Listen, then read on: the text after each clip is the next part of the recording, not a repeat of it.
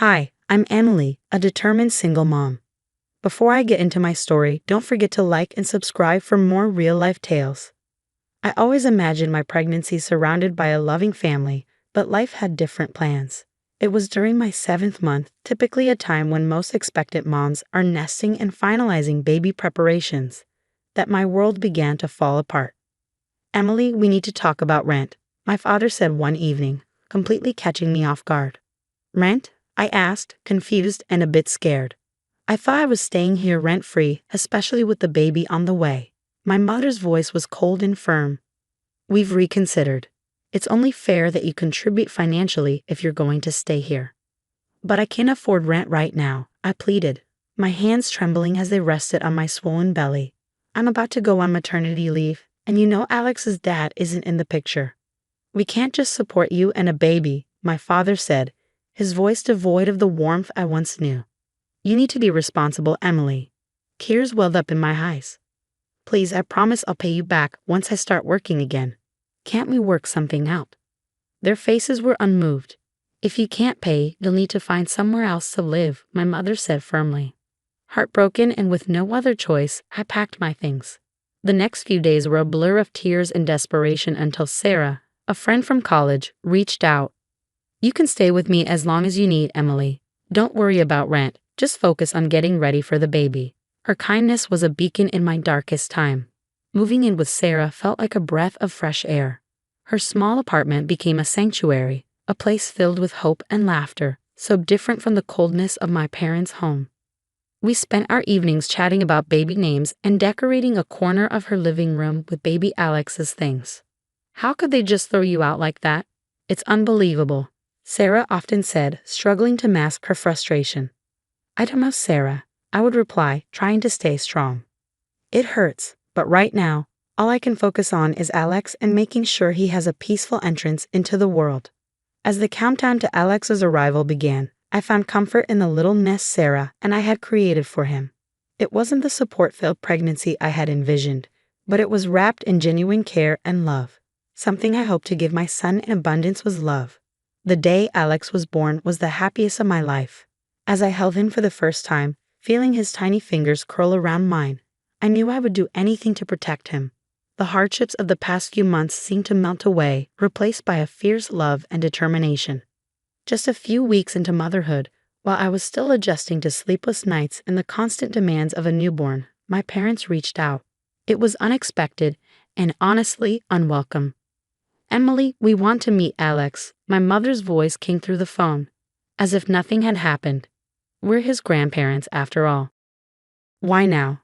I asked, my voice tight with a mix of anger and anxiety. "You kicked me out when I needed you most." "We were just trying to teach you responsibility," my mother replied, her tone suggesting this was supposed to be obvious. "We always had Alex's best interests at heart." "Best interests? You left your pregnant daughter homeless." "I don't trust your intentions now," I snapped back, cradling Alex a little closer. The conversation ended abruptly with my mother's parting words. "We'll see. He's our grandson." As news of their sudden interest in Alex spread through the family, reactions were mixed. My Uncle John called one afternoon, his voice filled with concern. "Emily, your parents are really upset. Maybe you should let them see Alex. It might mend things a bit." "I can't just forget what they did, Uncle John. How can I trust them with Alex when they showed no mercy to us?" I argued. "Family is supposed to forgive," he countered, echoing the sentiment of several relatives. Amidst the family pressure, Sarah remained my steadfast supporter. "You don't owe them anything, Emily. They should earn your trust first," she would remind me during our late-night talks after Alex had finally settled down. Their continued attempts to be part of Alex's life only deepened my resolve to protect him from their instability. One Saturday, they showed up unannounced at Sarah's apartment, causing an uncomfortable confrontation. "We have every right to see him," my father exclaimed, standing at the door with frustration evident in his stance. "You gave up those rights when you threw us out. Alex needs stability, love, and protection. All things you didn't provide when I needed them," I responded, holding the door firm while Alex napped quietly in the other room.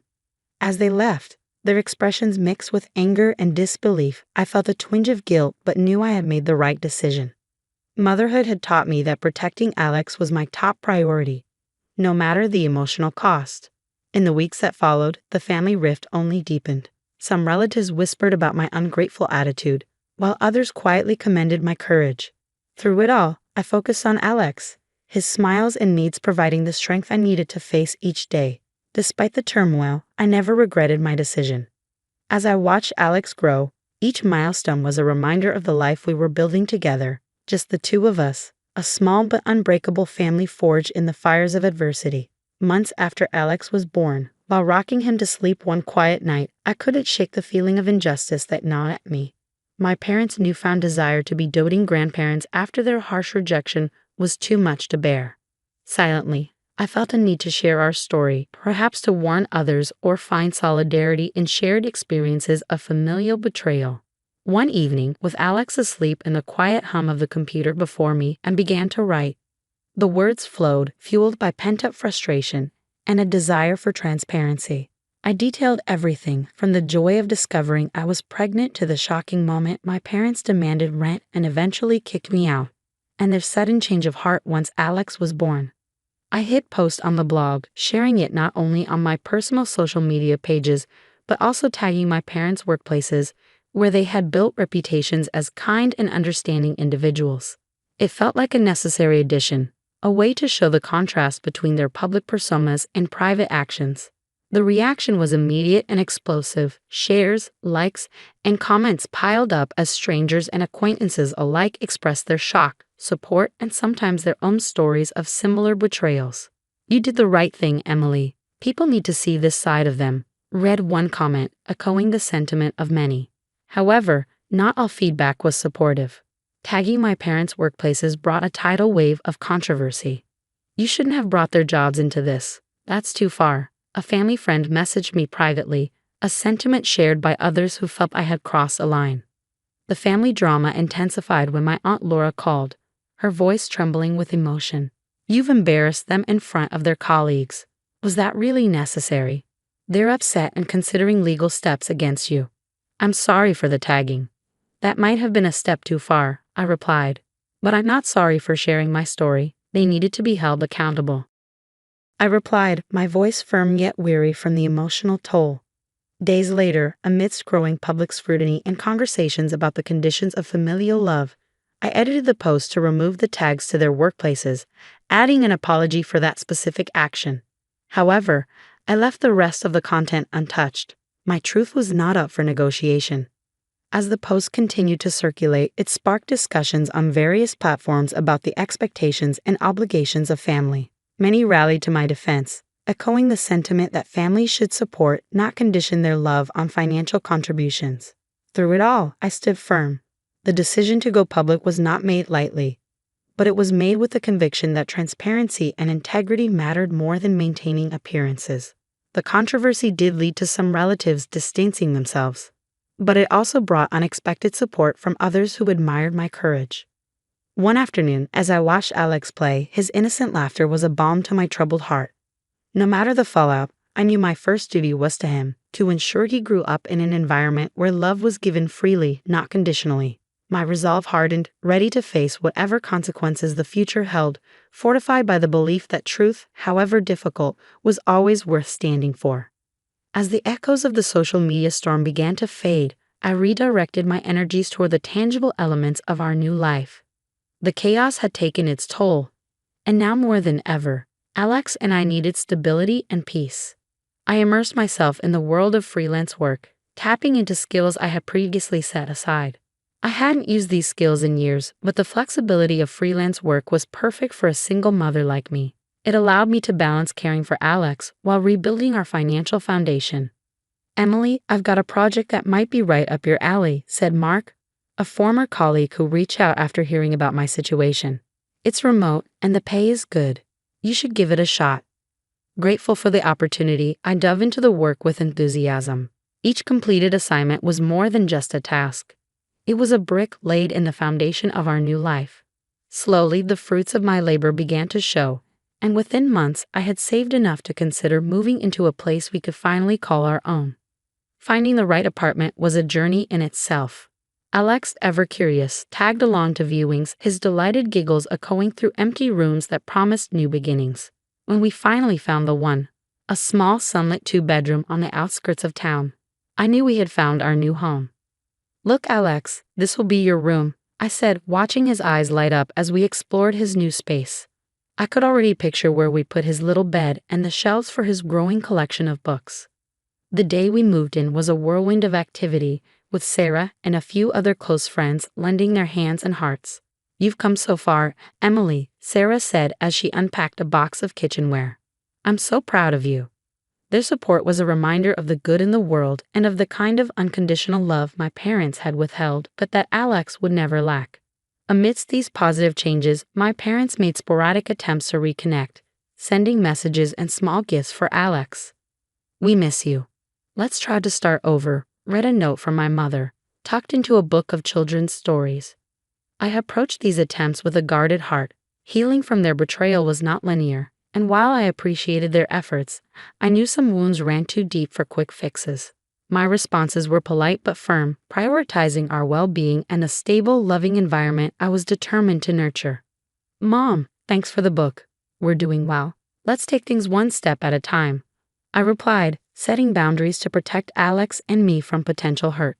As the months passed, our new apartment truly became a home, filled with laughter, love, and the occasional mess of toys and art supplies. I found joy in the small moments, morning cuddles, park outings, and bedtime stories that made up our days. It was a life built on our terms, free from the shadows of the past. Looking back, the road was undoubtedly rough, marked by heartbreak and hardship, but it led us here, to a place of our own, a sanctuary where Alex could thrive and where I could finally breathe, knowing we were safe, loved, and home.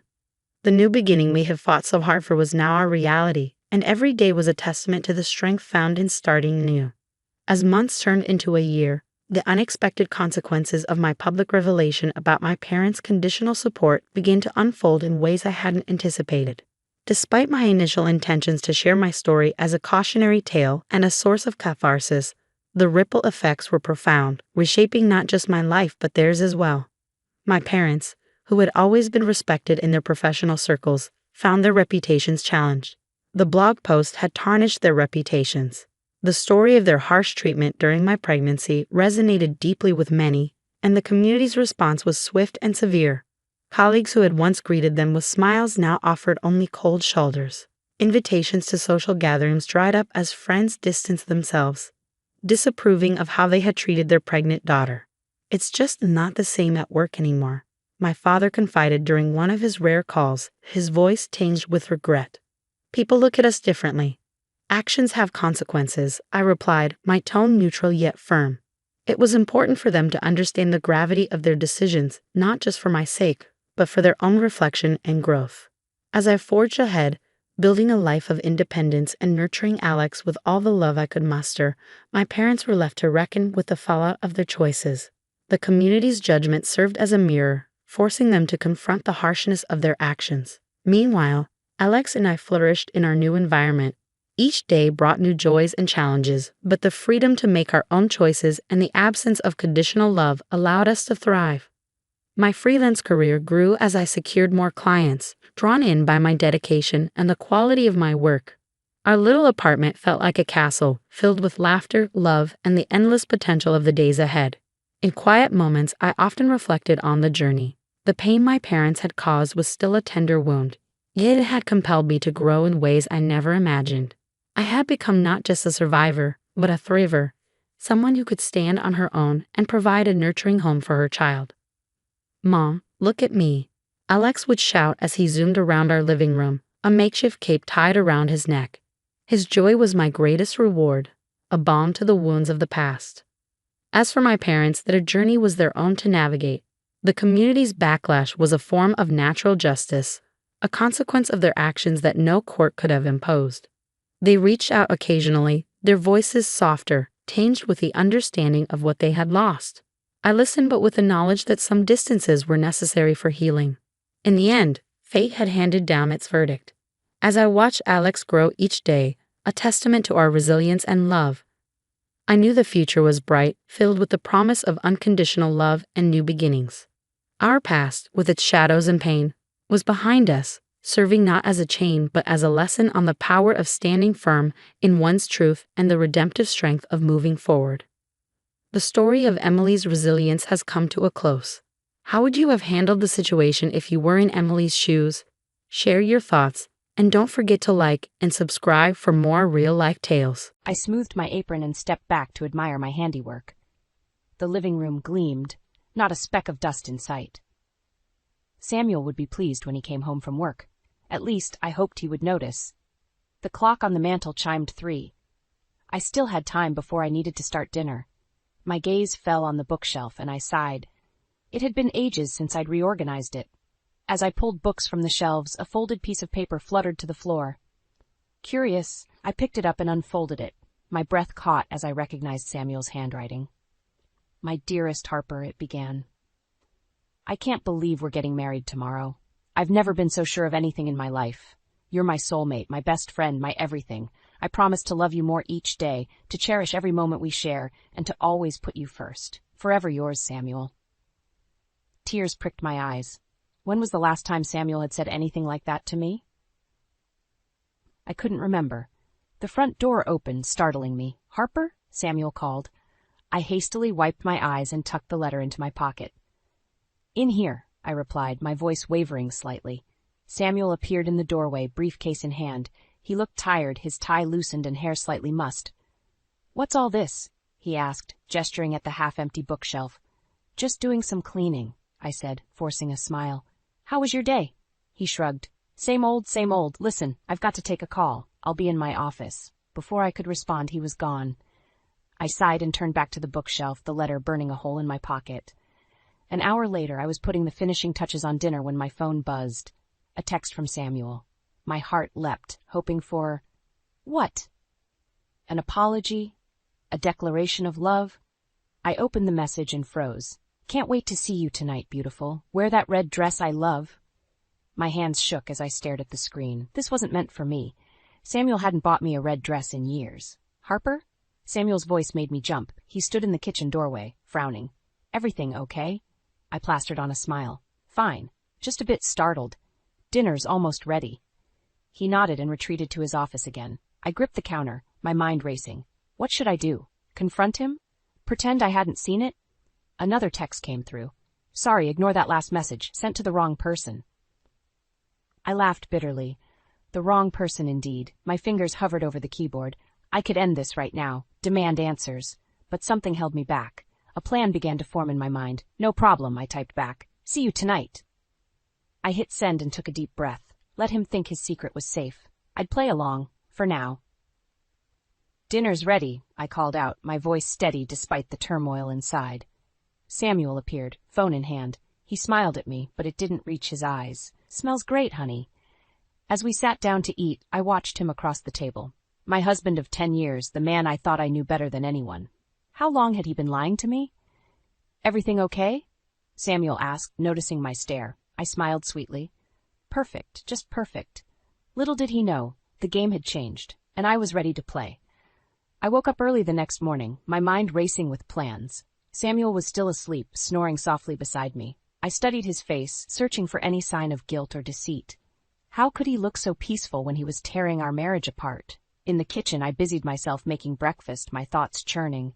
The smell of coffee filled the air as Samuel shuffled in, yawning. "Morning, honey," he mumbled, reaching for a mug. I plastered on a smile. "Good morning. Sleep well?" He nodded, not meeting my eyes. "Listen, I've got an early meeting. I'll grab something on the way."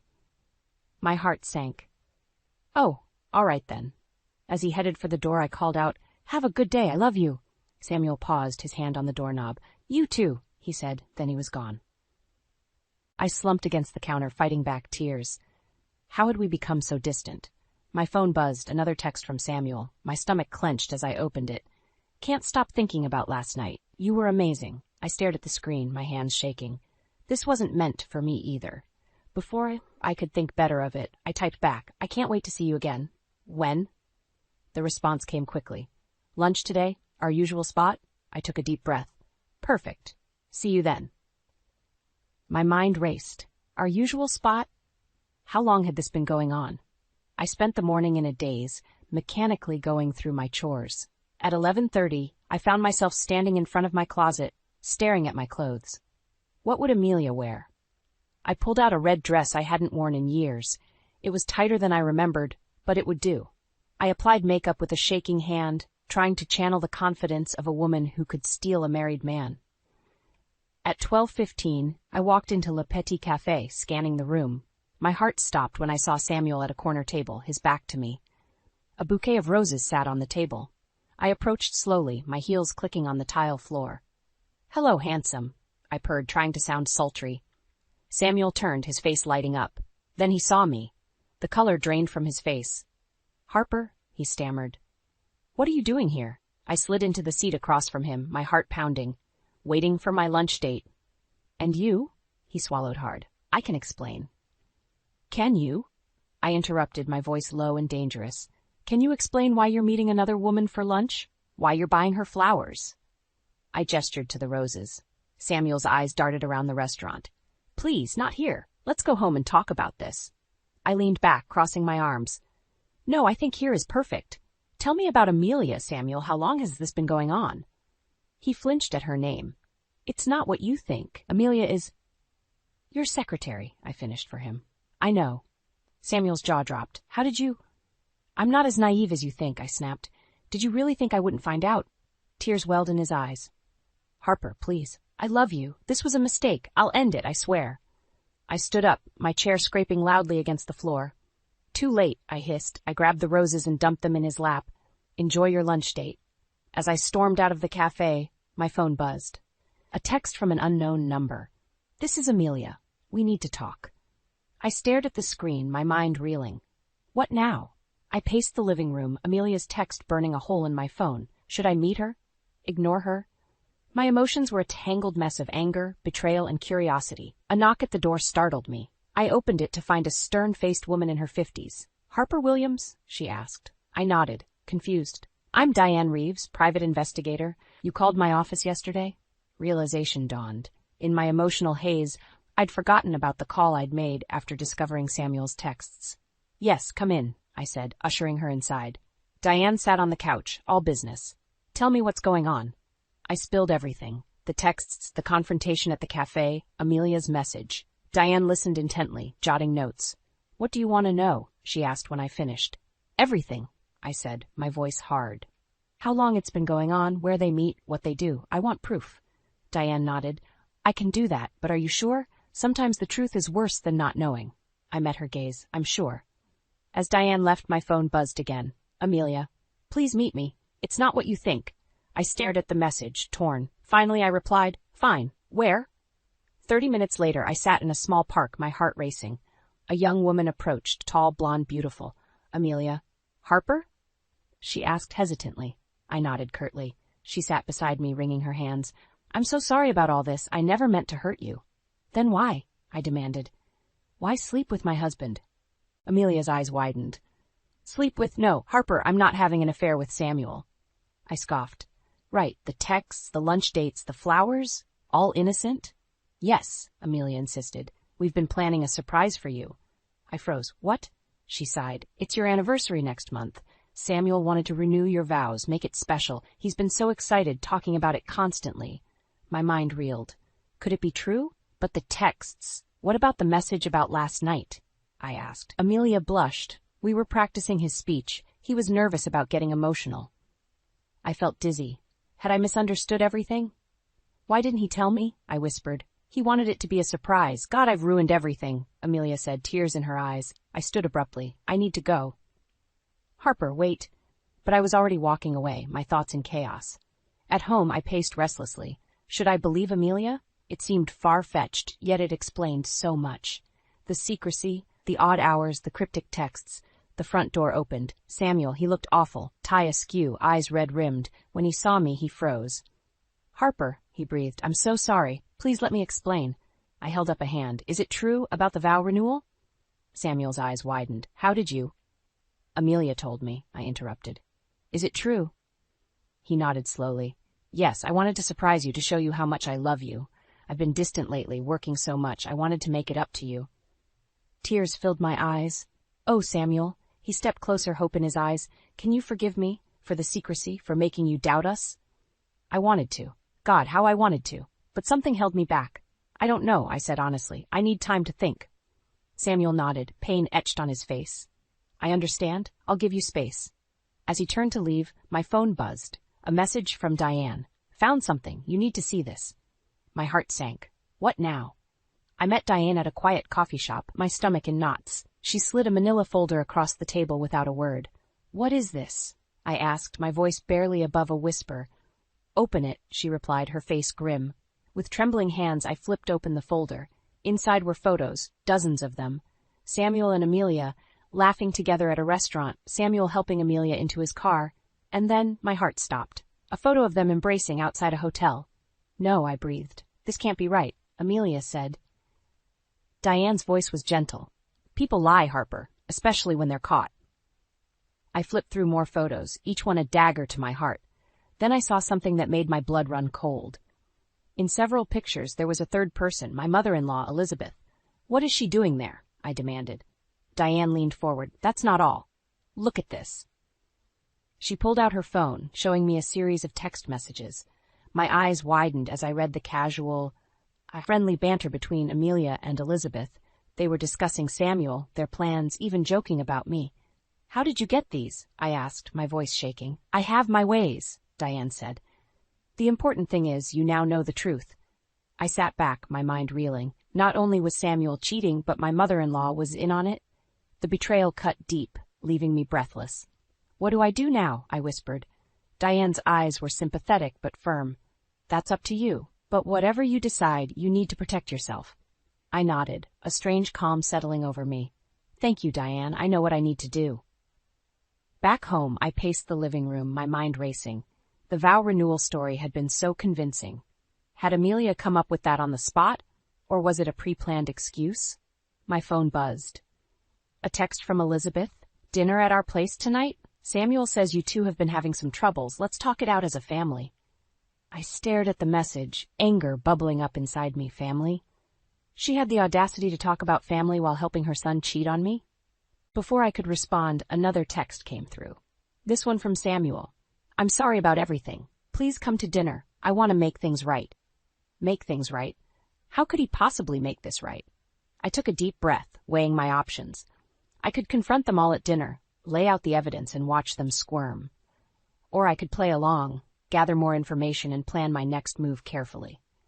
As I stood there, torn, my eyes fell on a framed photo of Samuel and me on our wedding day. We looked so happy, so in love. What had happened to us? Suddenly, I remembered something, our prenuptial agreement. I rushed to Samuel's office, rifling through his files until I found it. There, in black and white, was a clause I'd forgotten about. Any infidelity would result in the cheating spouse forfeiting their share of our assets. A slow smile spread across my face. Maybe I didn't need to confront them just yet. Maybe I could turn this situation to my advantage. I picked up my phone and typed out a reply to Elizabeth. Dinner sounds lovely. I'll be there. Then I texted Samuel. I'm ready to talk. See you at your parents'. As I hit send, a sense of purpose washed over me. They thought they had me fooled, but I was done being the naive, trusting wife. It was time to take control of my life and my future. I looked at myself in the mirror, straightening my shoulders. Game on, I whispered to my reflection. Tonight, I would smile and play nice. But tomorrow? Tomorrow, I would start planning my revenge. I arrived at Elizabeth and George's house, my heart pounding beneath my carefully composed exterior. Samuel's car was already in the driveway. I took a deep breath, reminding myself of my plan. Smile, nod, and gather information. Elizabeth opened the door, her face a mask of concern. Harper, darling, we've been so worried about you. I forced a smile. Thank you for having me over, Elizabeth. As I stepped inside, I caught a whiff of her perfume, the same scent I'd noticed on Samuel's shirts lately. My stomach churned. Samuel stood as I entered the living room, his eyes pleading. Harper, I'm so glad you came. I nodded stiffly, taking a seat across from him. George, my father-in-law, handed me a glass of wine with a sympathetic smile. Now, Elizabeth said, settling beside Samuel, let's talk about what's been going on between you two. I sipped my wine, watching them over the rim of my glass. Yes, let's. Samuel cleared his throat. Harper, I know I've been distant lately. Work has been crazy, but that's no excuse. I want to make things right. I raised an eyebrow. And how do you propose to do that? He shared a glance with Elizabeth. Well, that's why we wanted to have dinner, to talk about our plans. Plans, I echoed, my voice carefully neutral. Elizabeth leaned forward, her eyes bright. Samuel's been working so hard lately because he's up for a big promotion. If he gets it, we thought you two could take a second honeymoon, rekindle the romance. I nearly choked on my wine. They were still sticking to this charade? That sounds lovely, I managed. Where were you thinking of going? Samuel smiled, relief evident on his face. I was thinking Paris. You've always wanted to go, right? I nodded, remembering all the times I'd mentioned that dream, only to have Samuel brush it off as impractical. Now suddenly, he remembered? As the evening progressed, I played my part perfectly. I laughed at their jokes, expressed excitement about their plans, and pretended not to notice the meaningful glances they exchanged. After dessert, Elizabeth pulled me aside. Harper, dear, I know things have been tough, but Samuel loves you so much. Give him another chance. I smiled, bile rising in my throat. Of course, Elizabeth. Family is everything, right? She beamed, pulling me into a hug. Over her shoulder, I saw Samuel watching us, a look of guilt flashing across his face. As we prepared to leave, George pulled Samuel into his study for a quick chat. I seized the opportunity to excuse myself to the bathroom. On my way back, I paused outside the study door, voices drifting out. Son, are you sure about this? George was saying. If Harper finds out. She won't, Samuel interrupted. Once I get this promotion, everything will fall into place. Trust me. I leaned closer, straining to hear more, when a floorboard creaked beneath my foot. The voices inside fell silent. I hurried back to the living room, my mind racing. What were they planning, and how did it involve me? On the drive home, Samuel reached for my hand. Thank you for coming tonight. I promise things will get better. I squeezed his hand, my voice sweet. I'm sure they will, darling. As soon as we got home, I excused myself to bed, claiming a headache. But sleep was the furthest thing from my mind. I pulled out the prenup, rereading the infidelity clause. Then I opened my laptop, researching divorce lawyers in our area. A plan was forming in my mind. Samuel thought he could play me for a fool, but he had no idea what was coming. Tomorrow, I decided, I would visit a lawyer. It was time to protect myself and take control of my future. As I closed my laptop, a sense of calm washed over me. For the first time in weeks, I felt powerful. Let them think they had me fooled. Soon, they'd learn just how wrong they were. I paced our living room, my heart racing. Today was the day. After weeks of gathering evidence, consulting with lawyers, and steeling my nerves, I was finally ready to confront Samuel.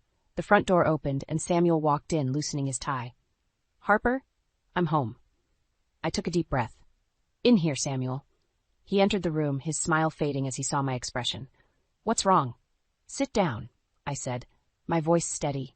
We need to talk. Samuel sank into the armchair, confusion etched on his face. Okay, you're scaring me. What's going on? I stood before him, clutching a manila folder. I know about Amelia. The color drained from his face. Harper, I can explain. Save it, I snapped, tossing the folder onto his lap. Photos spilled out, Samuel and Amelia at restaurants, hotels, even our vacation home. He stared at the images, his hands shaking.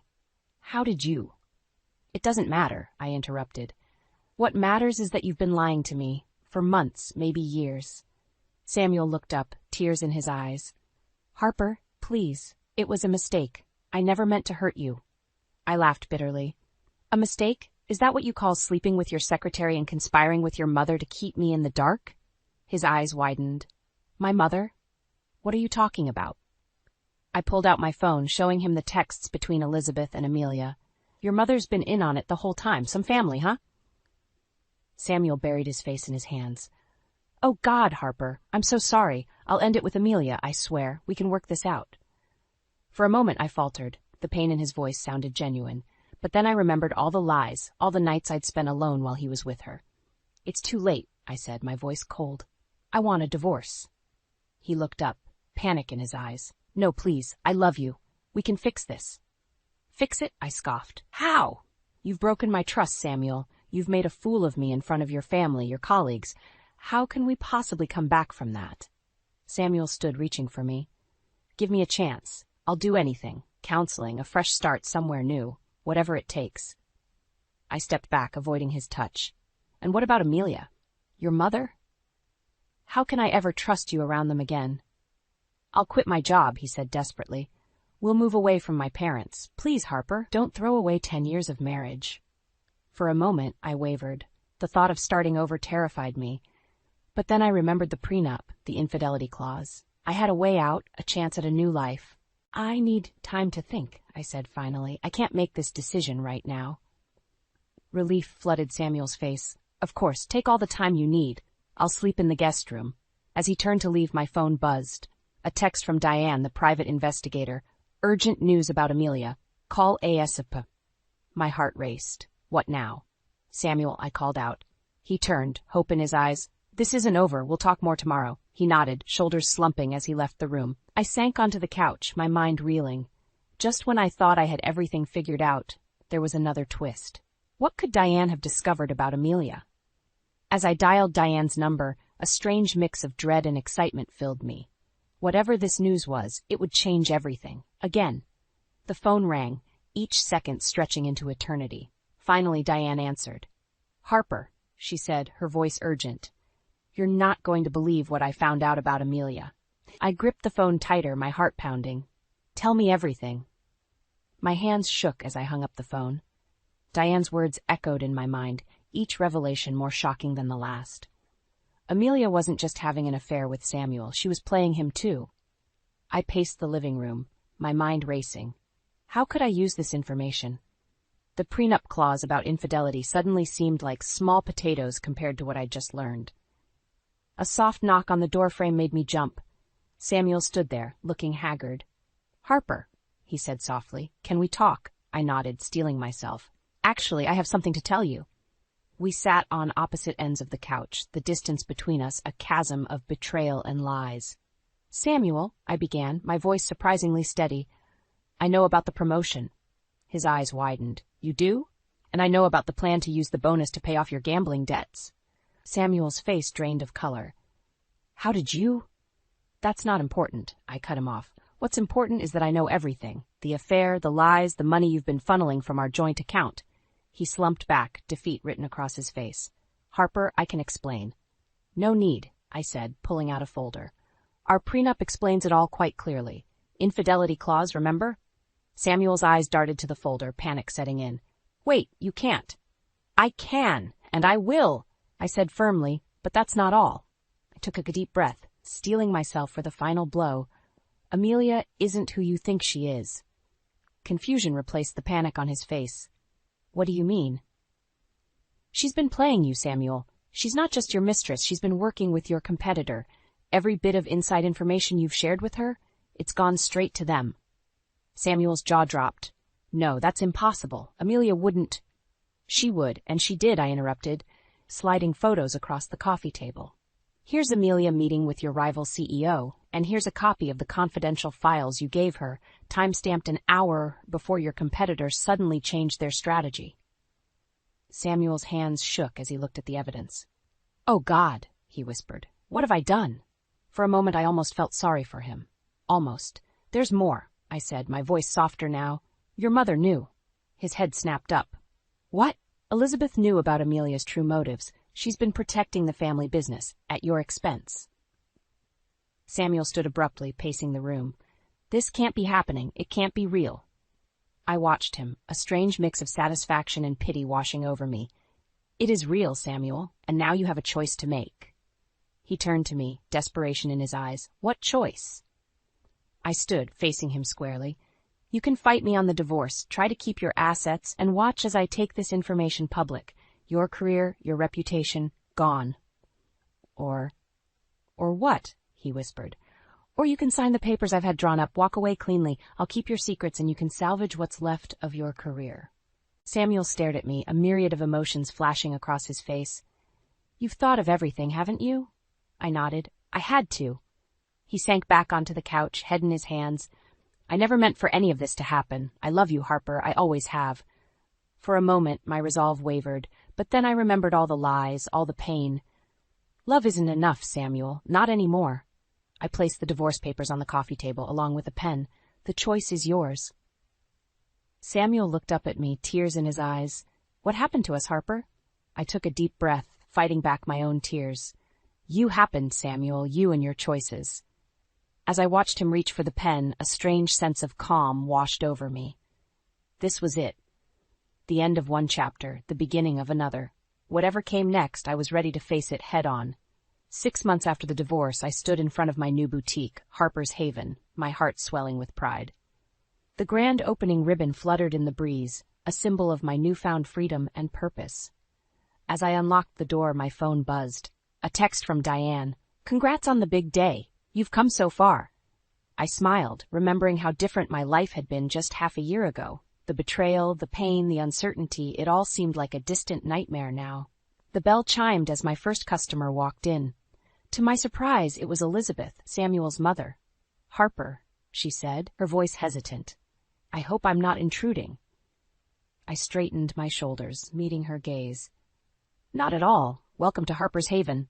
Elizabeth looked around, taking in the carefully curated clothing and accessories. It's lovely. You've done well for yourself.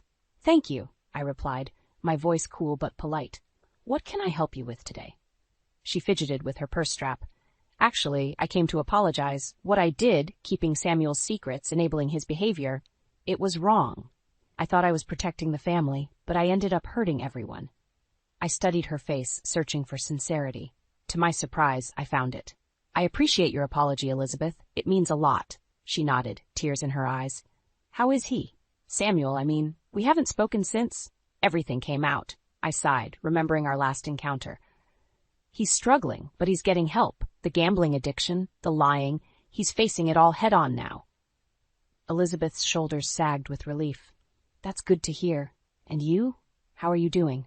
I gestured around the boutique. I'm doing better than I ever imagined. This place, it's not just a business, it's a fresh start. As if on cue, the bell chimed again. Amelia walked in, freezing when she saw Elizabeth and me. I'm sorry, she stammered. I can come back later. No, I said firmly. Stay. We all need to clear the air. The three of us stood in a tense triangle, years of secrets and betrayals hanging between us. Amelia spoke first. Harper, I know nothing I say can make up for what I did, but I want you to know I'm truly sorry. The corporate espionage, the affair, I got in way over my head. I nodded, surprised by the lack of anger I felt. Thank you for your honesty, Amelia. It's more than I got during our marriage. Elizabeth turned to Amelia, her voice sharp. You nearly destroyed my son's career and my family's company. How dare you show your face here? I held up a hand. Elizabeth, please. We've all made mistakes. What matters now is how we move forward. The two women looked at me in surprise. You're right, Elizabeth said softly. Harper, your strength amazes me. How can you be so forgiving? I smiled, feeling a weight lift from my shoulders. It's not about forgiveness. It's about letting go. Holding on to anger and resentment only hurts me in the end. Amelia wiped away a tear. I don't deserve your kindness, but thank you. I hope you find happiness, Harper. You deserve it. As they left the boutique, I felt a sense of closure wash over me. The past 6 months had been a whirlwind of emotions and changes, but I'd emerged stronger, wiser, and more self-assured than ever before. The bell chimed again, and a group of women entered, chatting excitedly about the new store. I greeted them with a genuine smile, ready to embrace this new chapter of my life. As I helped customers and shared the story behind each carefully selected piece in my boutique, I realized something profound. The betrayal that had nearly broken me had instead set me free. I was no longer defined by my marriage or my role as a housewife. I was Harper, entrepreneur, survivor, and architect of my own happiness. The sun streamed through the windows, illuminating the vibrant colors of my new life. Outside, the world was full of possibilities, and for the first time in years, I couldn't wait to explore them all. I smoothed my skirt and took a deep breath, my hand hovering over the polished brass doorknob. The muffled voices from inside the conference room grew louder, and I caught snippets of heated discussion. This was it, the moment that would define my career. Are you ready, Caroline? Jackson's warm voice startled me. I turned to see my fiancé's reassuring smile, his blue eyes twinkling with pride. As ready as I'll ever be, I replied, forcing a smile. Let's do this. Jackson squeezed my hand and pushed open the door. The chatter inside ceased abruptly as we entered. All eyes turned to us, or rather to me. Ah, there she is. Mr. Thornton, the senior partner, boomed. "Caroline, we were just discussing your brilliant strategy for the Donovan case. Care to enlighten us further?" I stepped forward, acutely aware of the scrutiny from my colleagues. "Of course, Mr. Thornton, as I outlined in my brief." As I launched into my presentation, I couldn't help but feel a surge of pride. At 38, I was on the cusp of making partner at one of New York's most prestigious law firms. Years of hard work, sleepless nights, and sacrifices were finally paying off. But even as I spoke, a nagging doubt gnawed at the back of my mind.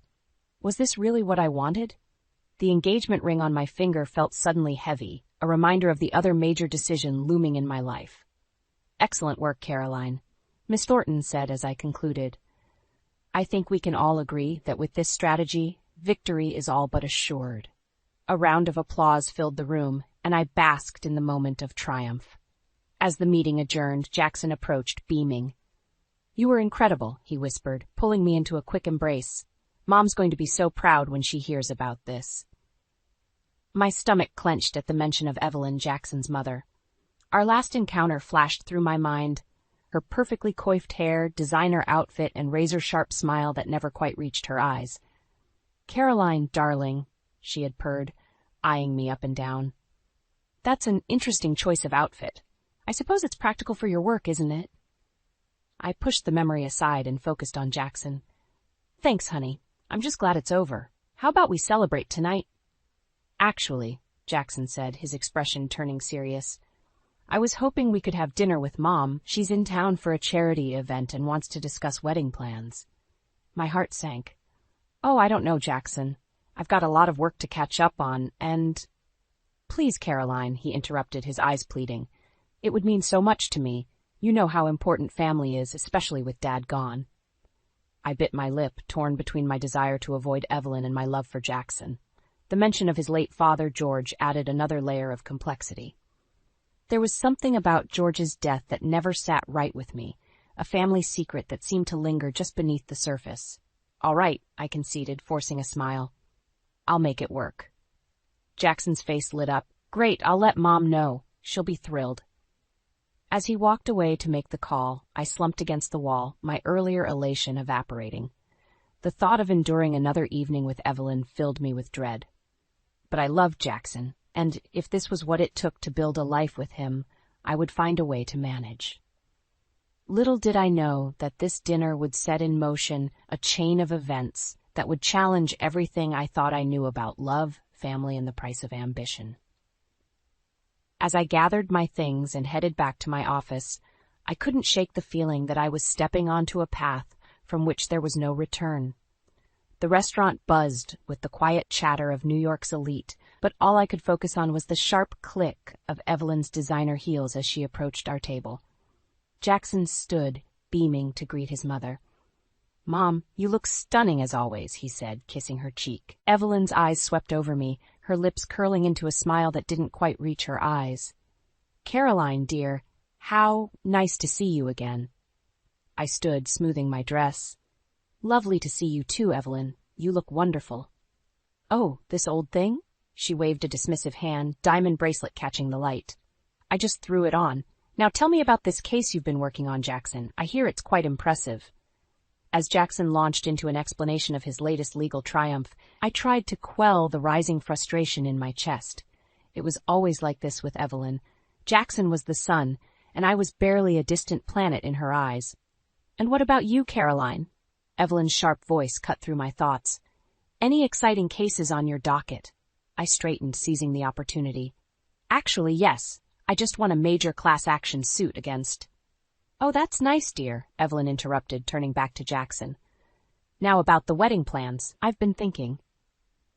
The rest of the dinner passed in a blur of thinly veiled criticisms and pointed questions about my family, my career aspirations, and whether I was truly prepared for the responsibilities of being a Thornton wife. As we waited for dessert, Evelyn leaned in, her voice low. "Caroline, I hope you understand the importance of family in our circle. The Thornton name carries certain expectations." I nodded, forcing a smile. "Of course, Evelyn, I completely understand. Do you?" Her eyes narrowed. "Because I'm not entirely convinced you're ready for this life, Jackson needs a wife who can support his ambitions, not compete with them. My breath caught in my throat. Before I could respond, Jackson returned from the restroom, oblivious to the tension. "Everything okay here?" he asked, sliding into his seat. "Just fine, darling," Evelyn cooed. "I was just giving Caroline some motherly advice." As we left the restaurant, Evelyn pulled Jackson aside for a private word. I hung back, my mind reeling from the evening's events. How could I marry into this family? How could I spend the rest of my life trying to measure up to Evelyn's impossible standards? "Caroline?" Jackson's voice snapped me back to reality. "Mom's invited us for brunch at her place tomorrow. I told her we'd be there." My heart sank. "Jackson, I don't know if that's a good idea. I have a lot of work to catch up on, and—" "Please, Caroline," he pleaded, taking my hands in his. "It means so much to Mom, and to me." I looked into his earnest blue eyes and felt my resolve crumble. "All right," I sighed. "We'll go." Later that night, as Jackson slept peacefully beside me, I stared at the ceiling, my mind racing. There was something about Evelyn's behavior that didn't add up. The way she clung to Jackson, the secretive glances, the veiled comments about family expectations, it all pointed to something deeper, something hidden. And then there was the matter of Jackson's late father, George. Evelyn rarely spoke of him, and when she did, it was with a strange mix of reverence and, was it guilt? I couldn't shake the feeling that there was more to the story of George's death than I'd been told. As dawn broke, I made a decision. I would go to brunch, but this time I'd be prepared. I reached for my phone, opening the voice recorder app. If Evelyn wanted to play games, I'd make sure I had evidence of every word. Little did I know, this simple act of self-preservation would set in motion a chain of events that would unravel the very fabric of the Thornton family and change my life forever. The shrill ring of my phone pierced the quiet of my office. Jackson's name flashed on the screen, and I felt a mix of excitement and dread. "Caroline, I've got news," he said, his voice tinged with excitement. "The firm's sending me to London for 3 months to handle the Blackstone merger." My heart skipped a beat. 3 months? Wow, Jackson, congratulations. I know it's sudden, but this is huge for my career. You understand, right? I swallowed hard, pushing down the conflicting emotions. Of course. When do you leave? Tomorrow morning, he replied. I'm sorry for the short notice. Can you meet me for dinner tonight? We can celebrate before I go. After hanging up, I leaned back in my chair, a wave of relief washing over me. 3 months without Evelyn's constant criticism and meddling. 3 months to clear my head and figure out what I really wanted. That evening, over candlelight and wine, Jackson's eyes sparkled as he talked about the opportunity. I tried to match his enthusiasm, but my mind kept wandering. You've been quiet, he said, reaching for my hand. Is everything okay? I forced a smile. Just thinking about how much I'll miss you. His face softened. I'll miss you too, but think of it this way, absence makes the heart grow fonder, right? As we said our goodbyes at the airport the next morning, I couldn't shake the feeling that this separation was more than just a work trip. It felt like a crossroads. The weeks that followed were a whirlwind of work and self-reflection.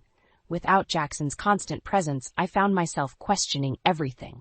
Our relationship, my career, the looming specter of Evelyn in our future.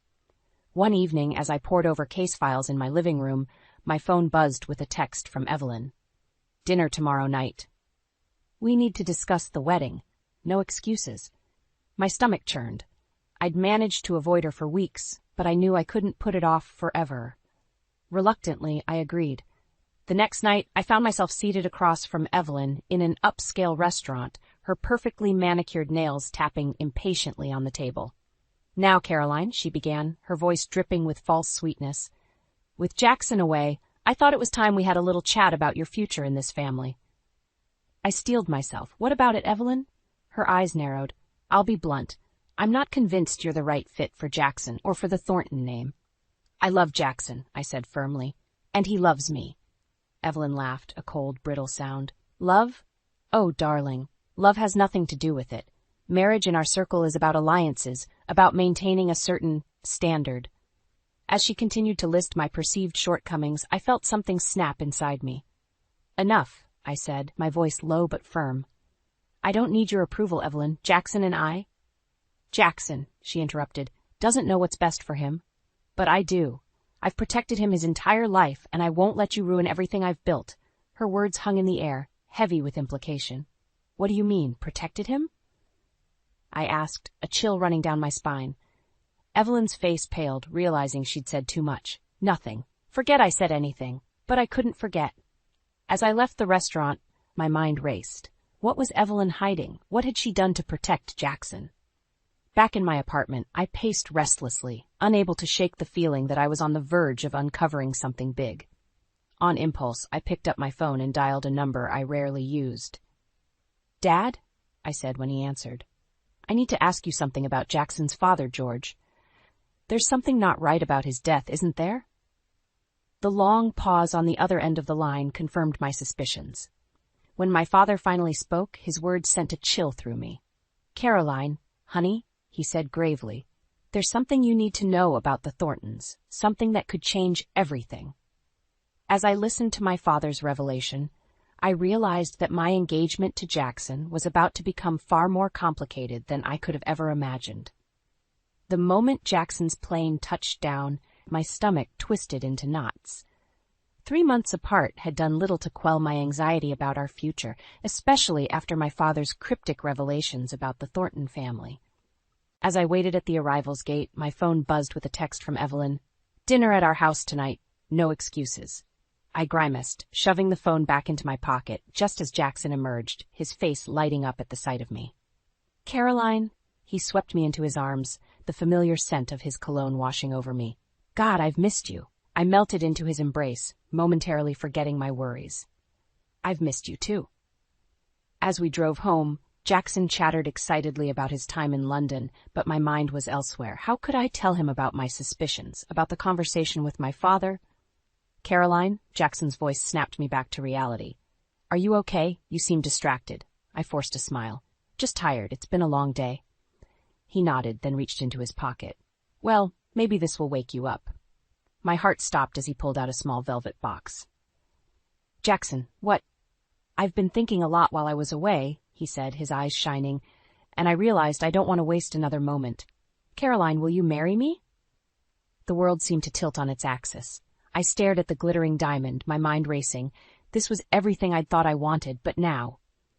"Jackson," I began, but was cut off by his phone ringing. "It's Mom," he said, answering. "Hi, Mom. Yes, we're on our way. See you soon." He hung up, turning to me with an apologetic smile. "Sorry about that. Mom's excited for dinner. We can celebrate our engagement there." My protest died on my lips as we pulled up to the Thornton mansion. Evelyn stood in the doorway, her smile not quite reaching her eyes. "Welcome home, darling," she cooed, embracing Jackson. Her gaze flickered to me, then to the ring box in Jackson's hand. Her smile tightened. "I see congratulations are in order." Throughout dinner, I felt like I was suffocating. Evelyn dominated the conversation, half peppering Jackson with questions about London while pointedly ignoring me. I pushed my food around my plate, the weight of the unspoken secrets pressing down on me. "So have you set a date?" Evelyn asked, her tone deceptively light. "Mom, I just proposed an hour ago," Jackson laughed. "Well, it's never too early to start planning," she insisted. "I was thinking a June wedding at the country club." "Caroline, dear, I hope you don't mind if I take charge of the arrangements. After all, I have so many connections." Something inside me snapped. "Actually, Evelyn, I do mind."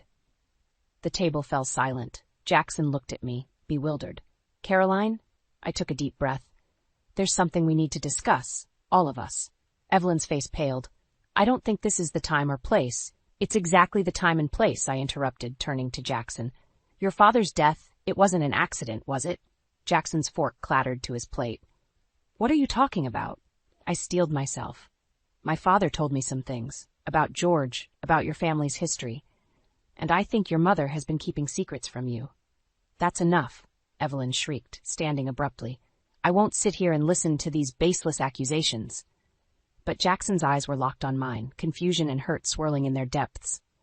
"Caroline, what do you know?" I reached for his hand, ignoring Evelyn's protests. "Jackson, I love you. But before we can move forward, we need the truth, all of it." The air crackled with tension as Jackson looked between his mother and me. In that moment, I knew our relationship hung in the balance. Whatever came next would change everything. "All right," Jackson said quietly. "Let's hear it. All of it." As I prepared to reveal what I knew, I silently prayed that our love would be strong enough to weather the storm that was about to break. The tension in Evelyn's lavish living room was palpable as Jackson and I settled onto the plush sofa. Evelyn perched on her favorite armchair, her eyes darting between us like a cornered animal. "I don't understand why we're here," Jackson said, his voice tight. "Caroline, you said you had something to tell me about my father's death. What's going on?" I took a deep breath, steeling myself. "Jackson, Now," Evelyn interrupted, her voice sickly sweet. "Let's not ruin this lovely evening with unpleasant topics. Caroline, dear, why don't you tell us about your latest case instead?" I felt a surge of anger. "No, Evelyn, we're here to talk about George." Evelyn's smile faltered. "I don't see why we need to dredge up the past. George's death was a tragic accident, nothing more." "Was it?" I challenged, reaching into my purse. My fingers closed around my phone, the voice recorder app ready. "Because I've heard some things that suggest otherwise." Jackson leaned forward, his face a mask of confusion and hurt. "What are you talking about, Caroline?" I turned to him, my heart breaking at the pain in his eyes. "Jackson, I love you, but there are things about your family, about your father's death, that you need to know." "That's enough," Evelyn snapped, standing abruptly. "I won't sit here and listen to these baseless accusations. Caroline, I think it's time you left." "I'm not going anywhere," I said firmly, pressing the record button on my phone. "Not until the truth comes out." Evelyn's eyes narrowed. "Truth? You want the truth? Fine. The truth is you've never been good enough for my son. You're nothing but a gold digger, trying to worm your way into our family." "Mom?" Jackson exclaimed, shocked. But Evelyn was on a roll now, her carefully cultivated facade crumbling. "You think you can come in here and start asking questions about George? You have no idea what sacrifices I've made for this family, what I've had to do to protect Jackson." "Protect me from what?" Jackson demanded, standing now too. Evelyn faltered, realizing she'd said too much. "Nothing, darling. I just meant—" "No more lies," I said, my voice steady despite my racing heart. "Tell him the truth, Evelyn, about George's death, about Jackson's real father." The room fell silent. Jackson looked between his mother and me, his face a mix of confusion and dawning horror. "What is she talking about, Mom?" Evelyn's composure cracked entirely. "You ungrateful little witch," she hissed at me. "How dare you come into my home and try to destroy everything I've built? George was weak. He couldn't handle the pressures of our world. What I did for Jackson to give him the life he deserves." "What did you do?" Jackson whispered, his voice barely audible. I reached for his hand, but he pulled away, his eyes locked on his mother. Evelyn seemed to deflate, sinking back into her chair. "It was an accident," she murmured. "I never meant for George to die, but he was going to leave us, to ruin everything. I couldn't let that happen." The confession hung in the air, heavy and suffocating. Jackson stumbled backward, his face ashen. You killed Dad?" Evelyn reached for him, but he recoiled. "Jackson, please. You have to understand. I did it for you, for us." I stood, moving towards Jackson, but he held up a hand, stopping me. "Don't," he said, his voice breaking. "Just don't." With that, he turned and fled the room. I heard the front door slam moments later.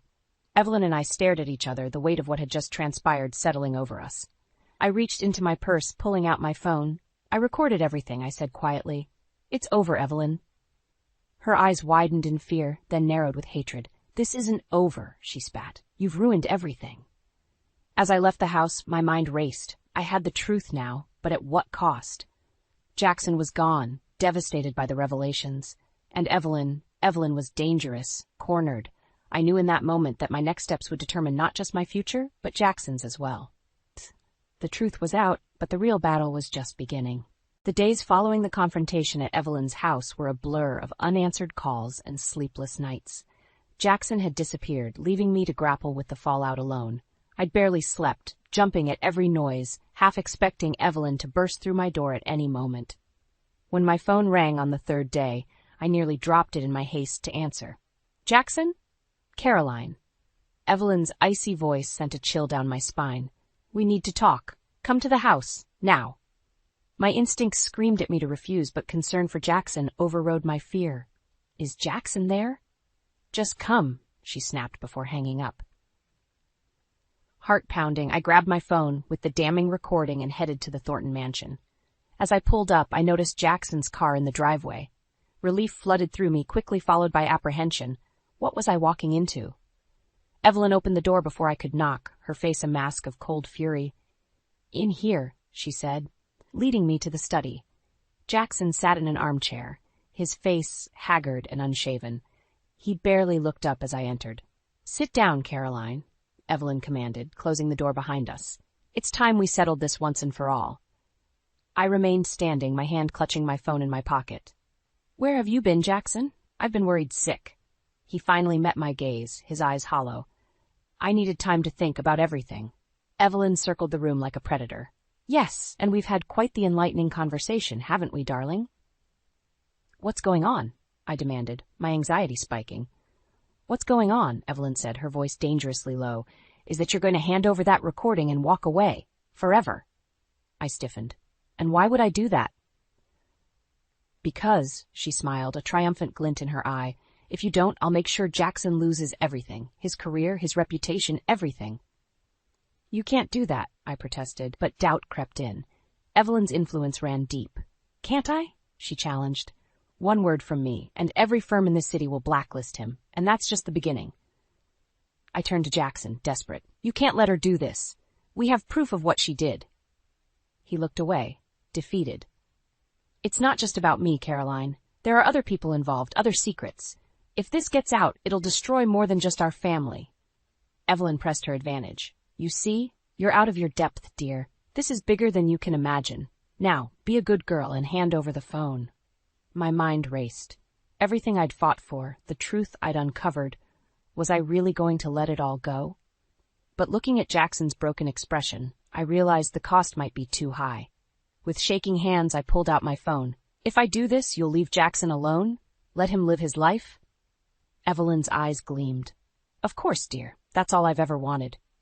As I held out the phone, a sudden clarity struck me. This wasn't just about Jackson or me anymore. It was about justice, about the truth. In that moment, I made a decision that would change everything. "No," I said, pulling the phone back. "I won't let you win, Evelyn, not this time." Her face contorted with rage. "You little—" But I was already moving, darting for the door. Evelyn lunged, her nails raking my arm as I twisted away. I yanked the door open, only to find myself face to face with two stern-looking men in suits. "Caroline Thompson?" one asked, flashing a badge. "We're with the FBI. We need you to come with us." Behind me, I heard Evelyn's triumphant laugh. "I told you, dear, you're out of your depth." As the agents led me away, I caught one last glimpse of Jackson, his face a mix of anguish and something else. Was it resolve? The door closed behind us, and I realized with a sinking heart that the game had changed. Whatever came next, I was now playing for much higher stakes than I'd ever imagined. The fluorescent lights of the FBI interrogation room buzzed incessantly as I sat, my heart pounding. Hours had passed since they'd brought me in, and I'd refused to speak without my lawyer present. Finally, the door opened, and in walked Jackson, followed by a man I recognized as one of the top criminal defense attorneys in the city. "Caroline," Jackson said, his voice strained. "Are you okay?" I nodded, unable to find words. The attorney, Mr. Donovan, sat across from me. "Miss Thompson, I'm here to represent you. Now, let's hear what the FBI has to say." As if on cue, two agents entered. "Miss Thompson, we have some questions about your involvement with the Thornton family and certain financial irregularities." My mind raced. Financial irregularities? This had to be Evelyn's doing. "I don't know anything about that," I said firmly. The agent slid a folder across the table. "We have evidence suggesting otherwise. Large sums of money transferred to offshore accounts, all linked to you and Jackson Thornton." I gasped, looking at Jackson in disbelief. He avoided my gaze, his face a mask of guilt and fear. Mr. Donovan intervened. "My client has no knowledge of these transactions. Now, unless you're charging her with something specific, we're leaving." The agent leaned forward. "We're not done here. Miss Thompson, we know about the recording. Hand it over, and maybe we can make a deal." Suddenly, everything clicked into place. This wasn't about money laundering. It was about Evelyn's confession. Somehow, she'd manipulated the FBI into doing her dirty work. I steeled myself, making a split-second decision. I'll play the recording, I said, but only if Jackson and Mr. Donovan hear it too. The agents exchanged glances, then nodded. With shaking hands, I pulled out my phone and pressed play. Evelyn's voice filled the room, her words damning and clear. As the recording played, I watched the color drain from Jackson's face. The agents listened intently, their expressions shifting from skepticism to shock. When it ended, silence hung heavy in the air. Jackson looked at me, his eyes filled with a mix of pain and dawning realization. Caroline, I had no idea. All this time I thought... One of the agents cleared his throat. Miss Thompson, this recording changes things significantly. We'll need to verify its authenticity, but if it's genuine... It is, I said firmly, and I'm willing to testify to everything I know. Mr. Donovan leaned in. My client has clearly been the victim here. Any charges against her should be dropped immediately. The next few hours were a whirlwind of statements, paperwork, and hushed conversations. By the time we left the FBI building, the sun was rising, casting a surreal glow over the city. Jackson and I stood on the sidewalk, the weight of everything that had happened pressing down on us. What now? I asked, my voice barely above a whisper. He ran a hand through his hair, looking more vulnerable than I'd ever seen him. I don't know. Everything I thought I knew, it's all been a lie. My whole life, my family. I reached out, taking his hand. We'll figure it out together, if that's what you want. He squeezed my hand, a glimmer of the man I fell in love with shining through. It is. But Caroline, there's more you need to know. About my father, about who I really am. Before he could continue, a sleek black car pulled up beside us. The window rolled down, revealing Evelyn's face, twisted with fury. This isn't over, she hissed. You have no idea what you've done, what you've set in motion. As the car sped away, I felt a chill run down my spine. Jackson pulled me close, his body tense. We need to go somewhere safe, he said urgently. There are people who will do anything to keep the truth buried. Looking into his eyes, I realized that while we'd won this battle, the war was far from over. The truth about Jackson's paternity, the full extent of Evelyn's crimes, it was all still lurking in the shadows, waiting to be uncovered. As we hurried down the street, I knew that our next steps would determine not just our future, but the fate of the entire Thornton legacy. The final confrontation was coming, and we had to be ready. The Thornton estate loomed before us, its grand facade now seeming more like a mausoleum than a home. Jackson's hand trembled in mine as we approached the front door. Inside we could hear raised voices, Evelyn and George, locked in a heated argument. Are you ready for this? I asked Jackson softly. He nodded, his jaw set. It's time for the truth, all of it. We entered without knocking. The shouting ceased abruptly as Evelyn and George turned to face us. Evelyn's face was a mask of fury, while George looked utterly defeated. You! Evelyn hissed, glaring at me. Haven't you done enough damage? Jackson stepped forward. It's over, Mom. We know everything. George sank into a chair, his face ashen. Son, I can explain. No need, Jackson interrupted. I had a paternity test done. I know you're not my biological father. The room fell silent. Evelyn's composure cracked, tears welling in her eyes. Jackson, please. Everything I did for you. I couldn't stay silent any longer. You murdered your husband, Evelyn. You've manipulated and lied for years. How is that for Jackson's benefit? George looked up, shock evident on his face. Murdered? Evelyn, what is she talking about? Jackson pulled out a folder. It's all here, Dad. The truth about my birth, about your brother Richard, about everything. As Jackson laid out the evidence, bank statements, medical records, and my damning recording, I watched the last vestiges of the Thornton family crumble. George's face cycled through disbelief, anger, and finally a deep, abiding sorrow. Evelyn, cornered at last, lashed out. You ungrateful brats! Do you have any idea what I've sacrificed? The lengths I've gone to protect this family's legacy? By killing Dad's brother? By passing off his child as Dad's? Jackson's voice cracked. That's not protection, Mom. That's destruction. I placed a hand on Jackson's arm, offering silent support as he continued. I'm done with the lies, the manipulation. I'm done with the Thornton name. Evelyn gasped. You can't mean that. You're a Thornton. No, Jackson said firmly. I'm not, and I never was. He turned to me, his eyes softening. Caroline, if you'll still have me, I'd like to take your name when we marry. Start fresh, build something honest. My heart swelled. Despite everything, our love had endured. Of course, I whispered, squeezing his hand. George stood slowly, looking years older than he had just hours ago. Jackson, son, because you are my son, regardless of blood, I'm so sorry for everything. As George moved to embrace Jackson, Evelyn made a desperate lunge for the folder of evidence.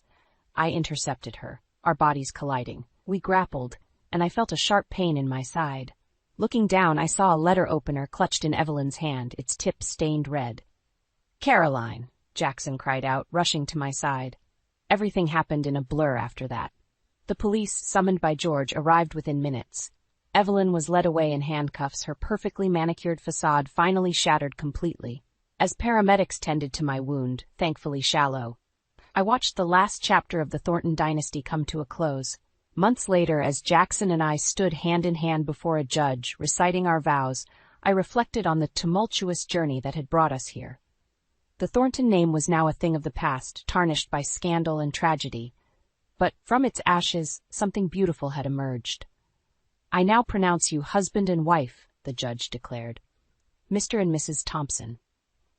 As we sealed our union with a kiss, I knew that while the road ahead might not be easy, we would face it together, armed with truth, love, and the strength we'd forged through adversity. Evelyn's web of lies had finally unraveled, and in its place, a new legacy was beginning.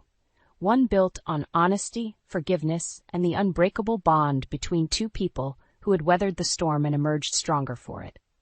As we walked out of the courthouse into the bright sunshine, I smiled up at my husband. The future stretched before us, full of promise and hope. Whatever challenges lay ahead, we would face them together, as equals, as partners, as the Thompsons. I slammed the car door shut, my heels clicking against the pavement as I marched toward our suburban home. The setting sun cast long shadows across the manicured lawn, but the beauty was lost on me. My mind raced, replaying the conversation I'd overheard at work. "Did you hear about Anthony?" whispered Jessica from accounting. "Apparently he's been seen around town with some young blonde." I'd brushed it off then, but doubt gnawed at me now. Anthony and I had always been different. Me, the career-driven powerhouse. Him, the supportive homebody. It worked for us, or so I thought. As I reached for my keys, the front door swung open. There stood Anthony, his salt and pepper hair tousled, wearing that goofy, kiss-the-cook apron I'd bought him years ago.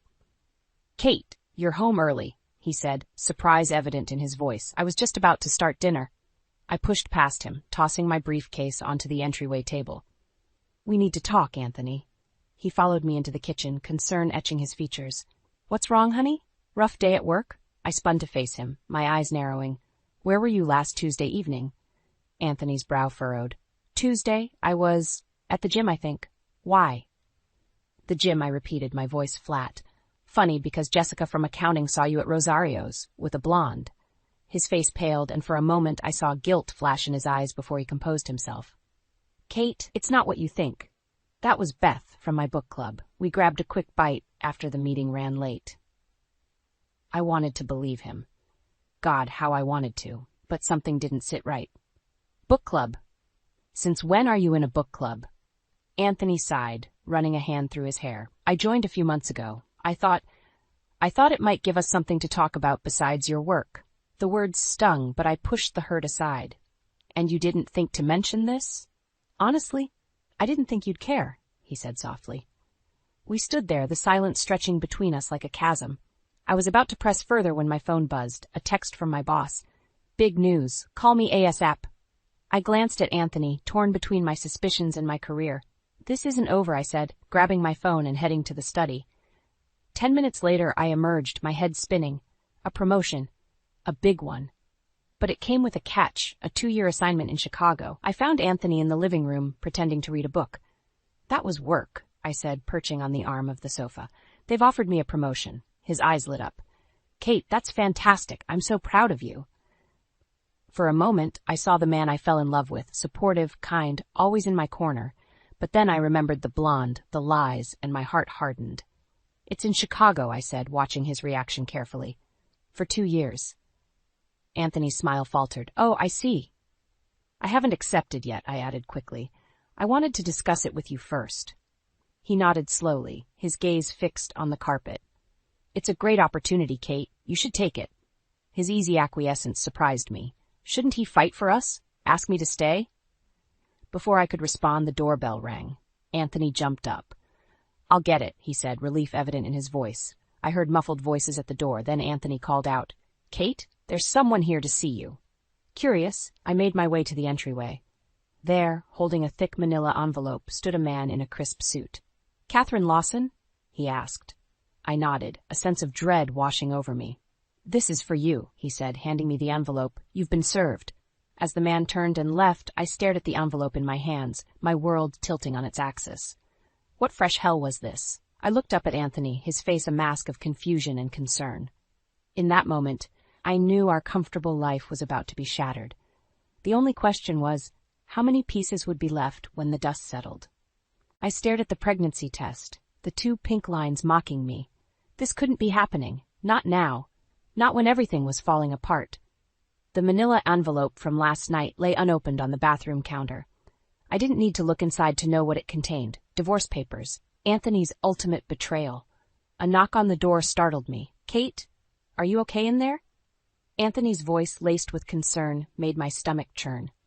I shoved the test into my pocket and opened the door. "I'm fine," I lied, brushing past him. He caught my arm gently.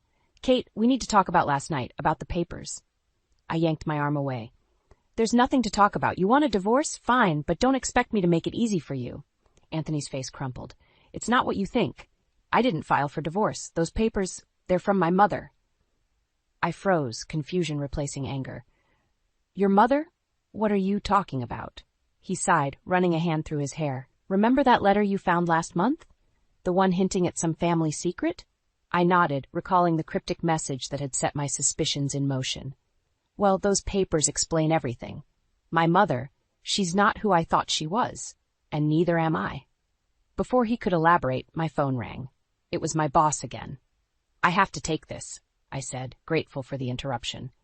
10 minutes later, I emerged from the study, my mind reeling. The promotion was official, but the timeline had been moved up. They wanted me in Chicago by the end of the week. I found Anthony in the kitchen, the envelope's contents spread across the table. His eyes were red-rimmed, his face pale. "They want me in Chicago by Friday," I blurted out. He looked up, startled. "What? But that's so soon." "I know, but this opportunity, Anthony, it could change everything for us." He laughed bitterly. "Us? Kate, did you even look at these papers? My whole life is a lie. I don't even know who I am anymore." I felt a pang of guilt, but pushed it aside. "We can figure this out, together. Maybe this move is exactly what we need, a fresh start." Anthony shook his head. "You don't get it, do you?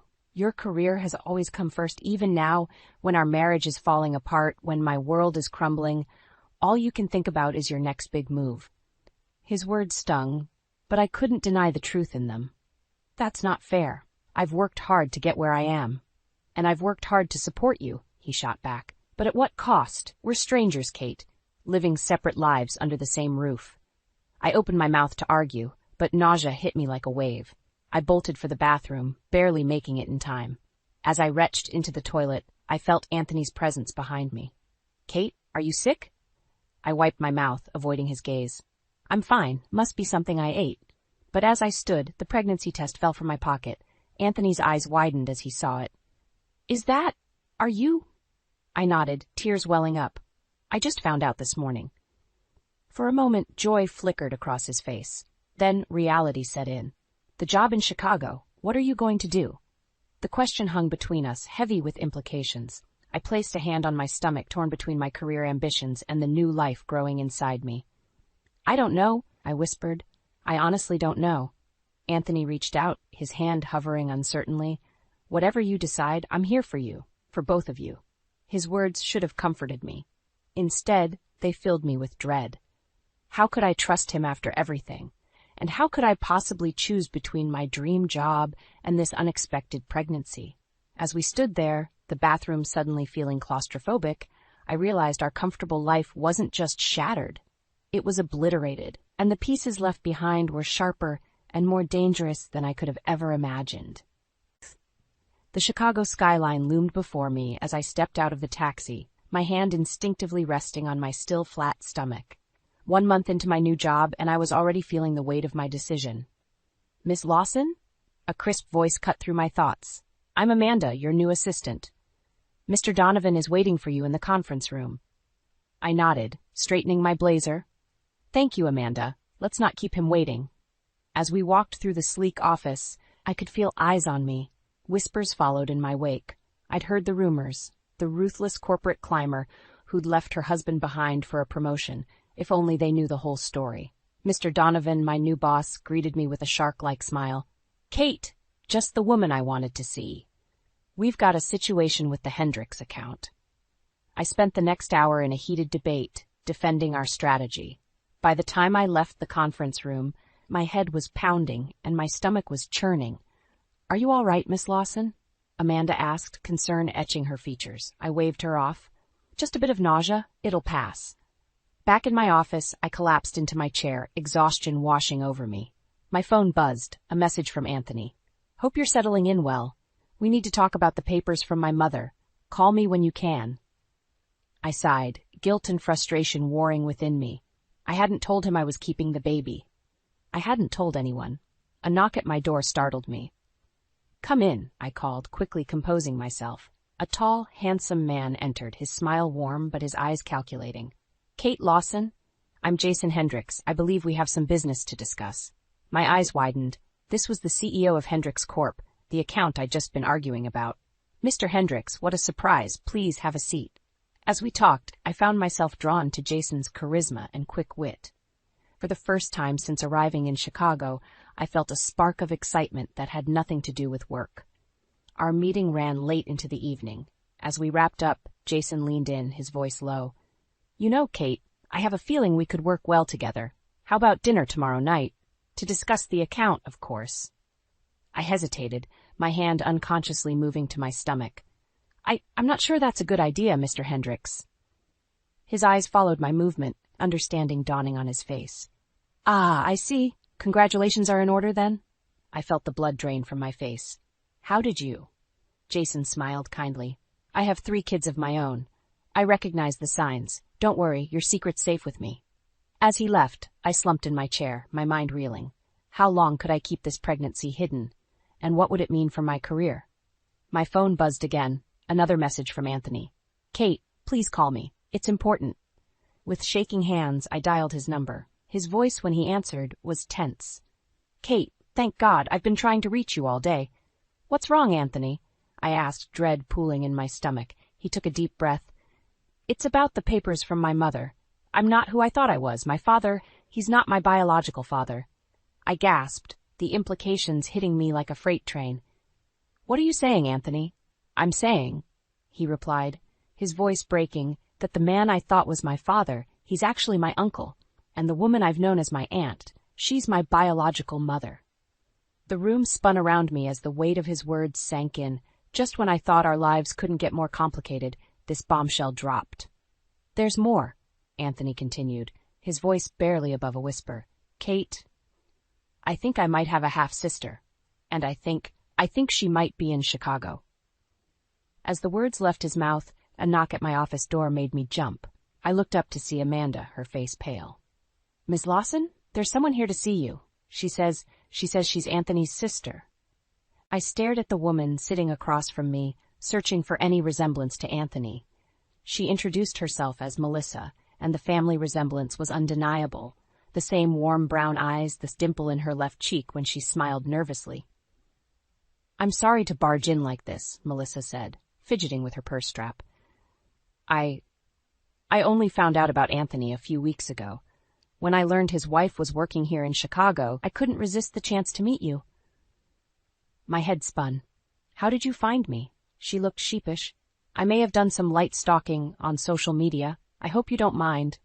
I forced a smile, my hand unconsciously moving to my stomach. It's a lot to take in. Melissa nodded, her eyes following my movement. Her gaze lingered on my midsection, and I saw a flicker of understanding cross her face. Before she could comment, my phone buzzed insistently. Excuse me, I said, glancing at the screen. It was Jason Hendricks. Again, I need to take this. Stepping out of my office, I answered the call. Mr. Hendricks, what can I do for you? Kate, I need you at the gala tonight. Jason's voice was urgent. The board members will all be there, and I want to introduce you as the brains behind our new strategy. I hesitated, glancing back at my office where Melissa waited. I'm not sure I can make it on such short notice. Kate, Jason's tone softened. This could make or break your career here. I need you by my side tonight. The weight of his words settled on me. This was the opportunity I'd been waiting for, the chance to solidify my position in the company. But as I ended the call, agreeing to attend, guilt gnawed at me. Returning to my office, I found Melissa examining a photo on my desk. Anthony and me on our wedding day. He looks so happy, she murmured, then turned to me with a sad smile. I'm sorry, I shouldn't pry. This must be overwhelming for you. I nodded, sinking into my chair. It's been a challenging few months. Melissa leaned forward, her eyes kind. Kate, I hope my presence doesn't complicate things further. I wanted to know my brother and his family. Her words hit me like a punch to the gut. Family. The baby I was carrying, Anthony's child, would be her niece or nephew. A secret I was still keeping from everyone, including Anthony. I appreciate that, Melissa, I said, my voice strained. But I'm afraid I have a work engagement tonight. Perhaps we could continue this conversation another time? As I ushered her out, promising to be in touch, my phone buzzed again.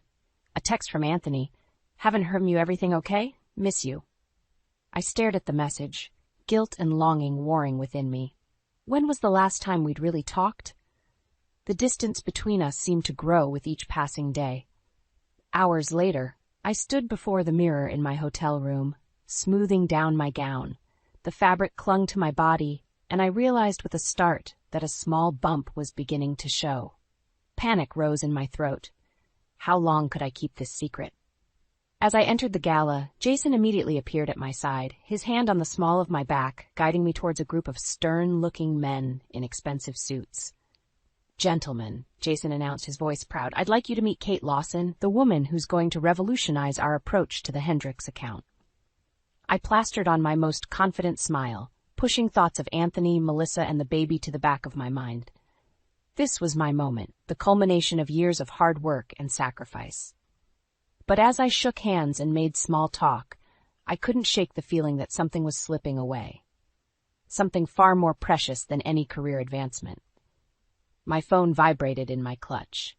Another message from Anthony. Kate, we really need to talk. It's important. Please call me.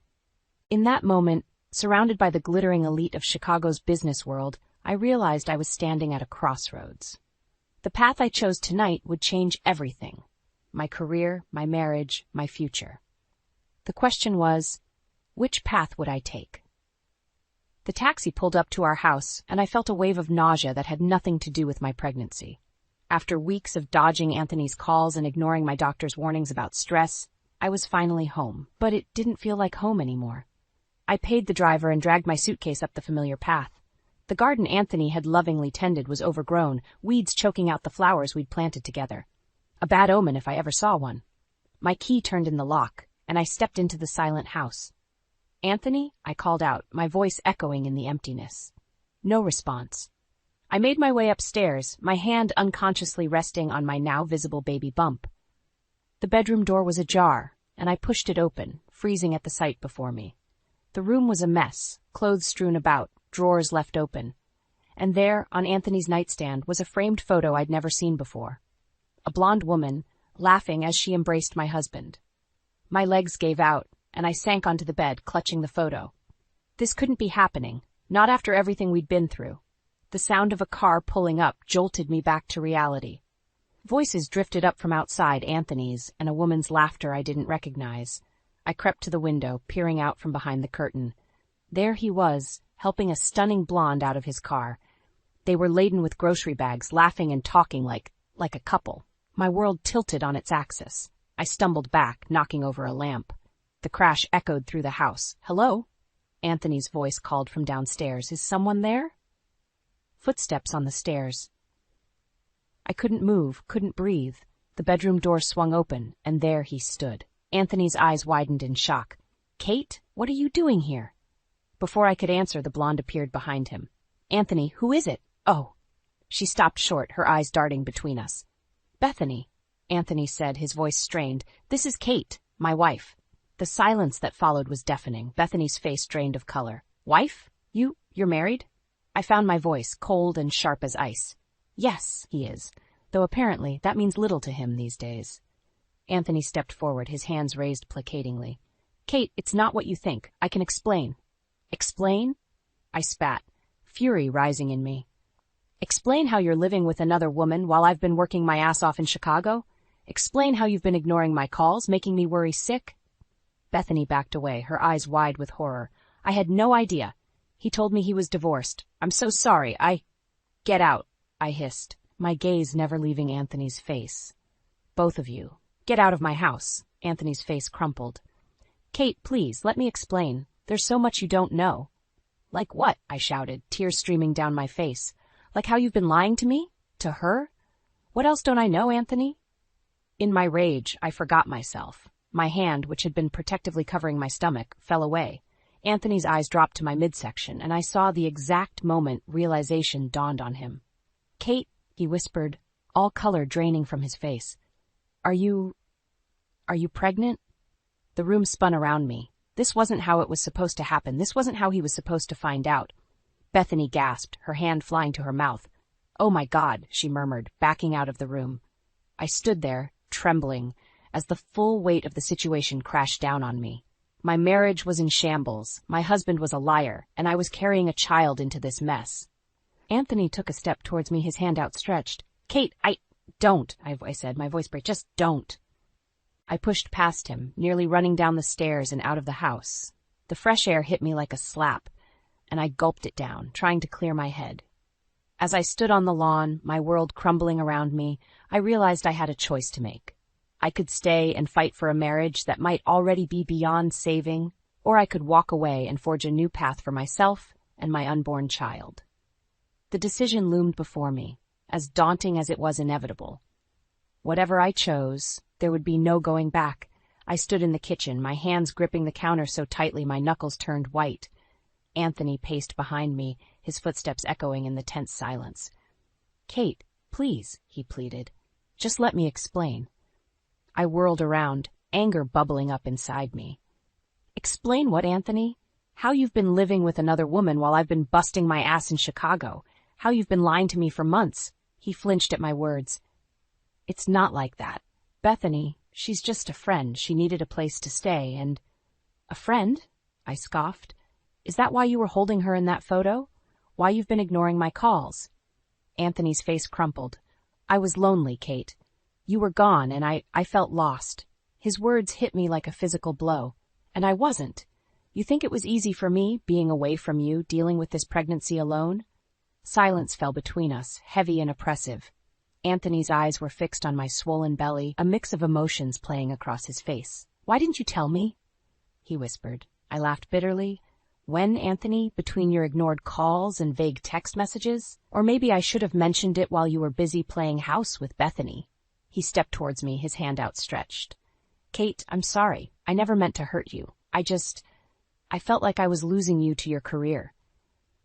I backed away, my heart pounding. So you decided to replace me? No, he exclaimed. It wasn't like that. I was confused and Bethany was there and... Stop, I cut him off. I don't want to hear it. You made your choice, Anthony. Just then my phone buzzed. It was Jason Hendricks. I answered, desperate for a distraction. Kate, Jason's voice was urgent. Where are you? The board meeting starts in an hour and we need you here. I closed my eyes, torn between my crumbling personal life and my career. I'm not sure I can make it, Jason. Kate, he said, his voice softening. I know things are complicated right now, but this meeting could make or break our entire strategy. I need you. I looked at Anthony, who was watching me intently. In that moment, I made my decision. I'll be there, I told Jason, ending the call. Anthony's face fell. You're leaving? Now? I moved past him, grabbing my purse. What did you expect, Anthony? That I'd just forgive and forget? That we'd play happy families after what you've done? He grabbed my arm, his eyes pleading. Kate, please, don't go. We need to talk about this, about the baby. I yanked my arm away. There's nothing to talk about. You made your choice, and now I'm making mine. As I reached for the door, it swung open. Bethany stood there, her eyes red-rimmed. Kate, she said, her voice trembling. I'm so sorry. I had no idea. Anthony told me you were divorced, that... Save it, I snapped. I don't want to hear it from either of you. I pushed past her, my heart racing. As I climbed into my car, I could see Anthony and Bethany in the doorway, both looking lost and confused. Tears blurred my vision as I drove, my mind a whirlwind of emotions. How had everything fallen apart so quickly? How could I trust Anthony again after this betrayal? As I pulled into the office parking lot, my phone buzzed again. A text from Melissa, Anthony's newly discovered half-sister. "Kate, we need to talk. It's about Anthony and Bethany. There's something you need to know." My hand shook as I read the message. What more could there possibly be? How many more secrets and lies could I uncover? I sat in my car, one hand on my belly, the other clutching my phone. In a matter of hours, my entire world had been turned upside down. My marriage was in shambles, my career hanging by a thread, and now this cryptic message from Melissa. As I stared at the office building looming before me, I realized I was standing at a crossroads. Whatever decision I made next would change the course of my life forever. The question was, did I have the strength to face what lay ahead? I sat across from Melissa in a quiet cafe, my hands wrapped around a cup of herbal tea. The aroma did little to calm my churning stomach. "Kate, I'm so sorry about everything," Melissa began, her eyes filled with genuine concern. "I had no idea things would unravel like this when I reached out to you." I nodded, too exhausted to speak. The past few days had been a whirlwind of emotions and revelations. Melissa leaned forward, her voice low. "There's something you need to know about Bethany. She's not just some random woman Anthony met. She's the daughter of Robert Hendricks." The name hit me like a thunderbolt. Robert Hendricks, Anthony's boss and the CEO of the company he worked for. The same company that was now my biggest client in Chicago. "What?" I whispered, my mind reeling. How do you know this?" Melissa sighed. "I did some digging after I met you. I wanted to understand my newfound family better. It turns out Bethany has been working for her father's company, trying to prove herself. She was assigned to work closely with Anthony on a project." The pieces started falling into place. The late-night calls Anthony claimed were work-related, the sudden business trips, the growing distance between us. It all made sense now. "Does Anthony know?" I asked, my voice barely audible. Melissa shook her head. "I don't think so. From what I've gathered, Bethany kept her connection to Robert Hendricks a secret. She wanted to succeed on her own merits." I laughed bitterly, and instead she ended up in bed with a married man. As the weight of this new information settled on me, my phone buzzed. It was Jason Hendricks, Robert's son and my direct contact at the company. "Kate, we need you in the office. Now. There's been a development with the merger, and we need your expertise." I ended the call, my mind racing. I had a choice to make: confront Anthony and Bethany with this new information, or focus on my career and the crucial merger that hung in the balance. Melissa reached across the table, squeezing my hand. "Kate, what are you going to do?" I stood up, a plan forming in my mind. "I'm going to take control of this situation. All of it." An hour later, I walked into the Hendricks Corporation building, my head held high. As I entered the conference room, I saw Jason, Robert, and to my surprise, Bethany and Anthony. The tension in the room was palpable. Anthony's eyes widened when he saw me, a mix of guilt and confusion on his face. Bethany looked pale, her gaze darting between me and her father. Robert Hendricks stood, his face a mask of professional calm. "Ah, Kate, thank you for joining us. We were just discussing the merger and some personal matters that have come to light." I took a deep breath, steeling myself. "I'm aware of the situation, Mr. Hendricks, and I believe I have a solution that will benefit everyone involved." All eyes were on me as I laid out my proposal, a restructuring of the merger that would not only save both companies millions, but also ensure a clear separation between personal and professional relationships. As I spoke, I could see the admiration in Jason's eyes, the grudging respect in Robert's, and the dawning realization in Anthony and Bethany's. When I finished, silence filled the room. Robert was the first to speak. "Impressive, Mrs. Lawson, very impressive indeed. I believe we have a way forward." As the meeting adjourned, Anthony tried to approach me. "Kate, I held up a hand, stopping him. "Not now, Anthony. We'll talk later." I walked out of the conference room, my head spinning. I had just saved my career and exposed the truth about Anthony and Bethany's relationship. But at what cost? As I stood in the elevator, one hand resting on my growing belly, I realized that this was just the beginning. The real battle, for my marriage, my family, and my future, was yet to come. The elevator doors opened, and I stepped out into the unknown, ready to face whatever challenges lay ahead. For the first time in months, I felt a glimmer of hope. I was Kate Lawson, and I was done being a victim of circumstance. It was time to write my own story. I stood outside Anthony's office, my heart pounding. This was it, the moment of truth. I took a deep breath, smoothed my blazer over my now prominent baby bump, and pushed the door open. Anthony looked up, surprise flickering across his face. "Kate, what are you doing here?" Before I could answer, Bethany walked in, her eyes widening as she saw me. "Oh, I didn't realize you had a meeting," I smiled, a calm settling over me. "I don't, but we all need to talk." Anthony stood, his face pale. "Kate, please, not here, not now." "Now is exactly the right time," I said, my voice steady. "Bethany, there's something you need to know, about Anthony, about me, and about your father." Bethany's brow furrowed. "My father? What does he have to do with this?" I took a step forward. "Everything. You see, Bethany, Anthony isn't just your coworker, he's my husband."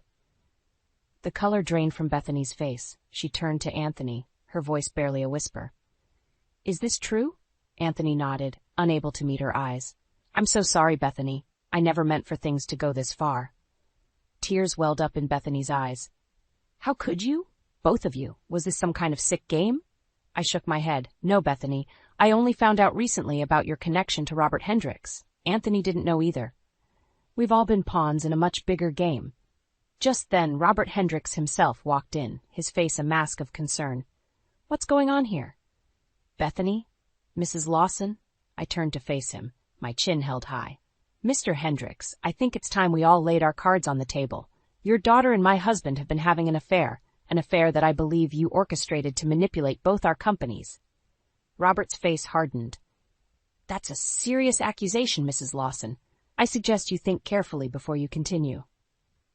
"Oh, I have," I replied, pulling out a file from my bag. "I've thought about it very carefully, and I have proof of your attempts to sabotage the merger, using your daughter and my husband as unwitting pawns." The room fell silent as I laid out the evidence. Emails, financial records, and testimonies from other employees. With each revelation, I could see Robert's composure crumbling. Bethany turned to her father, her voice shaking. "Dad, is this true? Did you use me?" Robert's shoulders sagged. "Bethany, I only wanted what was best for the company, for our family. By destroying mine?" I interjected, my hand resting on my belly. Anthony's eyes widened as he finally registered my pregnancy. "Kate, you're—" I nodded. "Yes, Anthony, I'm pregnant. With your child. A child who deserves better than the lies and manipulation we've all been caught up in." The next few hours were a blur of confessions, tears, and hard truths. By the end of it, Robert Hendricks had resigned, Anthony had been dismissed, and Bethany had walked out, unable to face any of us. As I left the office building for the last time, I felt a weight lift from my shoulders. I had faced my fears, stood up for myself, and come out stronger on the other side. 6 months later, I cradled my newborn daughter in my arms, gazing out at the Chicago skyline from my corner office. I had been promoted to vice president after exposing the corruption within Hendricks Corporation. It wasn't the life I had imagined, but it was one I had fought for and earned. Anthony and I had divorced, but we were working on building a new relationship as co-parents. Bethany had reached out, apologizing and asking for a fresh start, and Melissa, my unexpected ally through it all, had become a dear friend and my daughter's godmother. As I looked down at my sleeping child, I realized that sometimes life's greatest challenges lead to our most profound transformations. I had lost a husband, but gained a family. I had faced betrayal, but found my own strength. And in the end, I had achieved the balance I had always dreamed of: a fulfilling career and the joy of motherhood. I was Kate Lawson, single mother, corporate executive, and survivor. And this was just the beginning of our story. I smoothed down my simple white dress, taking a deep breath as Lucas and I stood outside the courthouse. This was it, our big day. No frills, no fuss, just us and our love. I squeezed Lucas's hand, feeling a flutter of excitement in my chest. "Ready, Mrs. Soon-to-be Prescott?" Lucas grinned, his blue eyes twinkling. I nodded, unable to contain my smile. "More than ready. Mr. Soon-to-be Emma's husband. As we climbed the courthouse steps, a shrill voice cut through our bubble of happiness. "Lucas! Emma! Stop right there!" I turned to see Lucas's mother, Vivian, marching towards us, her face pinched with disapproval. His father, Richard, trailed behind her, looking equally displeased. "Mom? Dad? What are you doing here?" Lucas asked, confusion evident in his voice. Vivian's eyes narrowed as she looked me up and down. "Stopping this travesty, of course. A courthouse wedding? Really, Lucas? I thought we raised you better than this." I felt my cheeks flush with anger. "Mrs. Prescott, with all due respect, this is our decision. We want a simple ceremony." Richard stepped forward, his voice dripping with disdain. "Simple? More like cheap. Is this the kind of life you want for our son, Emma?" Lucas wrapped his arm around my waist protectively. "Dad, that's enough. Emma and I agreed on this together. We'd rather spend our money on our future, not one day." Vivian let out a dramatic sigh. "Oh, Lucas, can't you see what she's doing? She's trapping you with this rushed wedding. I bet she's already pregnant with another man's child." The accusation hit me like a slap in the face. "What? How dare you?" I sputtered, too shocked to form a coherent response. Lucas's grip on me tightened. "Mom, that's ridiculous. Emma would never—" "Open your eyes, son," Richard interrupted. "Why else would she insist on such a hasty, cheap wedding? She's hiding something." I felt tears pricking at my eyes, but I refused to let them fall. "I can't believe you'd think that of me. Lucas and I love each other. We just want to start our life together without going into debt for a fancy wedding." Vivian sniffed. "Love, please. You've known each other for what, a year? That's hardly enough time." "It's been 2 years, Mom," Lucas corrected, his voice tight with frustration. I took a deep breath, trying to salvage the situation. "Look, I understand you're upset. Why don't we compromise? We can have a small celebration after the courthouse ceremony. You can even help plan it if you'd like." Vivian's eyes lit up for a moment before narrowing again. "A small celebration? That's hardly befitting the Prescott name. No, this won't do at all." Lucas ran a hand through his hair, clearly exasperated. "Mom, Dad, please, this is supposed to be a happy day for Emma and me. Can't you just support us?" Richard shook his head. "Support you throwing your life away? I think not. Emma's clearly not good enough for this family if she can't even give you a proper wedding." I felt my heart sink. How had our perfect day turned into this nightmare? I looked up at Lucas, seeing the conflict in his eyes. He was torn between his love for me and his desire to please his parents. "Maybe," Lucas started, his voice hesitant. "Maybe we should reconsider the courthouse wedding." I stepped back, hurt and disbelief washing over me. "Lucas, you can't be serious? This is what we wanted." He wouldn't meet my eyes. "I know, but maybe my parents have a point. We should at least think about it." As I stood there, caught between the man I loved and his judgmental parents, I realized our simple wedding day had just become the beginning of a much larger battle. One that would test not just our love, but our very identities and values. I paced our small living room, my mind racing. The courthouse wedding fiasco was still fresh, and Lucas sat on the couch, his head in his hands. We needed a solution, and fast. "Lucas," I said, stopping in front of him, "we need to address your parents' accusations. I can't believe they think I'm pregnant with someone else's child." He looked up, his eyes weary. "I know, Emma. It's ridiculous, but you know how they are." I took a deep breath. "I have an idea. What if we compromise? We'll have a small, tasteful wedding celebration. Nothing too extravagant, but enough to show them we're serious." Lucas perked up. "That might actually work, but will it be enough for them?" "We can invite them to the photo shoot," I suggested. "Make them feel involved. Maybe if they see us together happy, they'll come around." He nodded slowly. "It's worth a shot. I'll give them a call." I listened as Lucas spoke to his mother, my stomach churning with each word. When he hung up, his face was grim. "Well?" I asked, dreading the answer. "They're coming over? Now." He ran a hand through his hair. "They want to discuss our plans." An hour later, we sat across from Vivian and Richard in our tiny dining room. The tension was thick enough to cut with a knife. "So," Vivian began, her voice syrupy sweet, "you've reconsidered the courthouse wedding. How sensible of you." I forced a smile. "Yes, we thought a small celebration would be nice. We'd love for you to be part of the planning process." Richard scoffed. "Planning process? For what? A backyard barbecue?" Lucas tensed beside me. "Dad, please, we're trying here." I reached for Lucas's hand, squeezing it gently. We were thinking of a nice restaurant, actually. Something intimate but elegant. Vivian's eyes narrowed. Intimate? You mean small, cheap. Really, Emma, is this how you show your love for our son? Mom, Lucas warned, but she waved him off. No, Lucas, I won't stand by and watch you throw away your future on this. She gestured at me dismissively. I felt my cheeks burn. Mrs. Prescott, I love your son. Our wedding doesn't define that love. Richard leaned forward, his voice low. No, but it does define your character, and right now, all I see is a gold digger trying to trap my son. That's enough. Lucas slammed his hand on the table, making us all jump. Emma is my fiancée, and I won't sit here and listen to you insult her.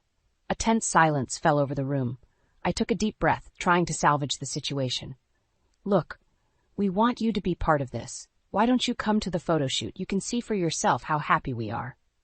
Vivian let out a harsh laugh. A photo shoot? Let me guess, in the park with some amateur photographer friend of yours? I bit my lip, fighting back tears. We haven't decided on the details yet. Richard stood up abruptly. This is absurd. Lucas, can't you see what she's doing to you? She's turning you against your own family. Lucas rose to meet his father's gaze. No, Dad. You're doing that all on your own. As Richard and Vivian stormed out, slamming the door behind them, I collapsed into Lucas's arms, finally letting the tears fall. I'm so sorry, Emma, he whispered, stroking my hair. I never thought they'd react like this. I pulled back, wiping my eyes. Lucas, maybe we should just elope. This is tearing your family apart. He cupped my face in his hands. No, we'll figure this out. I promise. As we stood there, holding each other, I couldn't shake the feeling that this was just the beginning of our troubles. The small wedding we'd envisioned seemed to be slipping further and further away, and I wondered if our relationship could withstand the storm that was brewing. I nervously smoothed my skirt as Lucas and I sat in my parents' cozy living room. The familiar scent of Mom's lavender candles usually calmed me, but today, nothing could ease the knot in my stomach.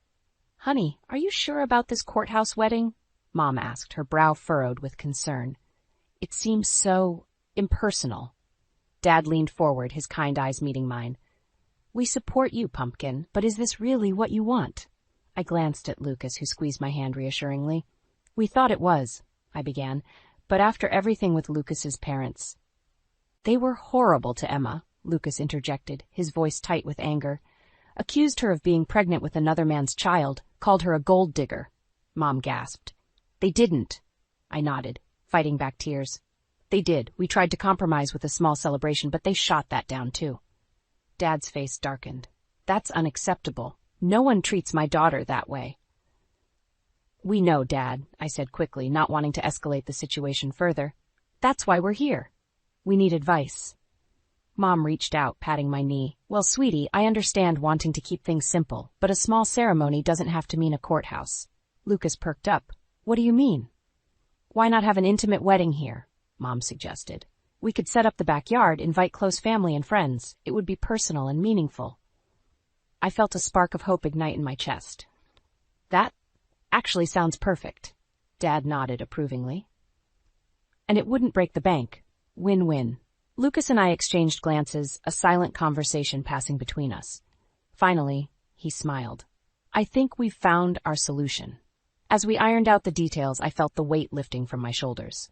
This was it, the perfect compromise. But our newfound peace was short-lived. Later that evening, as Lucas and I cuddled on the couch, his phone buzzed. He glanced at it, his face immediately clouding over. What is it? I asked, dread creeping into my voice. He handed me the phone, and I read the text from his mother. We've booked the Grand Plaza Hotel for your wedding. No need to thank us. It's the least we can do to salvage this situation. I felt the blood drain from my face. They didn't. Lucas ran a hand through his hair, frustration evident in every movement. They did. God, I can't believe them. I stood up, pacing the room. This is too much, Lucas. They're completely disregarding our wishes. He nodded, his jaw clenched. I know. I'll call them right now and put an end to this. I listened as Lucas dialed, my heart racing. But as soon as his mother answered, I knew we were in trouble. Mom, you can't just book a venue without consulting us, Lucas said, his voice strained. I could hear Vivian's shrill voice through the phone. Of course we can, darling. The Grand Plaza is perfect for a Prescott wedding. You'll thank us later. But we don't want. Now. Vivian interrupted. We've already put down a non-refundable deposit. It would be such a shame to waste it. I watched as Lucas's resolve crumbled. Well, think about it, Mom. As he hung up, I felt my world tilting on its axis. Lucas, please tell me we're not considering this. He wouldn't meet my eyes. Emma, they've already paid. Maybe we should just go along with it, to keep the peace. I stared at him, disbelief and hurt washing over me. Keep the peace? Lucas, they're steamrolling us. This isn't what we wanted. I know, but no buts. I cut him off, anger rising in my chest. This is our wedding, not theirs. We need to stand our ground. Lucas stood, reaching for me, but I stepped back. Emma, please, let's just sleep on it, okay? As I looked at him, torn between love and frustration, I realized we were at a crossroads. Our simple wedding dream was slipping away, and with it, possibly our relationship. I had to decide, stand firm and risk alienating Lucas's family, or give in and lose a piece of myself in the process. The choice loomed before me, as daunting as the Grand Plaza Hotel itself. I stood in the opulent lobby of the Grand Plaza Hotel, feeling like a fish out of water. The crystal chandeliers and marble floors screamed excess, everything Lucas and I had wanted to avoid. Yet here we were, about to tour the venue his parents had so generously gifted us. Isn't it marvelous, darling? Vivian's voice dripped with satisfaction as she swept into the lobby, Richard close behind. I forced a smile. It's certainly grand. Lucas squeezed my hand, a silent plea for patience. Mom, Dad, we appreciate the gesture, but... Now, Richard cut in. Let's see the ballroom before we discuss anything. As we followed the event coordinator, a perky blonde named Tiffany, I couldn't shake the feeling of being trapped.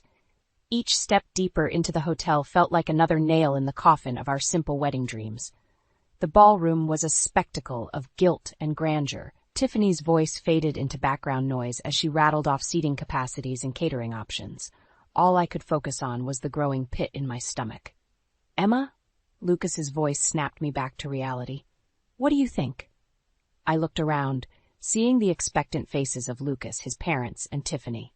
The weight of their gazes pressed down on me, suffocating. I need some air, I managed to choke out before fleeing the ballroom. I found myself in a secluded garden, gulping in deep breaths of fresh air. The sound of footsteps made me turn, expecting Lucas. Instead, I found myself face to face with Richard. Running away won't solve anything, you know, he said, his tone surprisingly gentle. I bristled. I'm not running away, I'm just overwhelmed. He nodded, looking thoughtful. This isn't what you wanted. The unexpected empathy caught me off guard. No, it's not. Lucas and I wanted something small, intimate. Like your relationship with my son. Richard's eyes narrowed. Tell me, Emma, how well do you really know Lucas? I frowned. What do you mean? We've been together for 2 years. Richard pulled out his phone, tapping the screen before handing it to me. Does this look familiar? My heart dropped as I stared at the image. It was Lucas, arm around a stunning redhead, both laughing at some unseen joke. The timestamp showed it was taken just last week. I don't understand, I stammered, my mind reeling. Richard's voice was cold. That's Melissa, Lucas's ex. They've been meeting up quite frequently, it seems. I shook my head, refusing to believe it. No, there must be some explanation. Lucas wouldn't what? Lie to you? Keep secrets? Richard scoffed. Wake up, Emma. You barely know my son. As if on cue, Lucas's voice called out, Emma, where are you? I handed the phone back to Richard, my hands shaking. I need to go. Think about what I've said, Richard warned as I walked away, and about whether you really want to tie yourself to this family. I found Lucas near the entrance to the garden, concern etched on his face. There you are. Are you okay? I looked at him, really looked at him, searching for any sign of deception. Lucas, who's Melissa? His face paled. What? How do you? So it's true, I whispered, feeling my world crumble around me.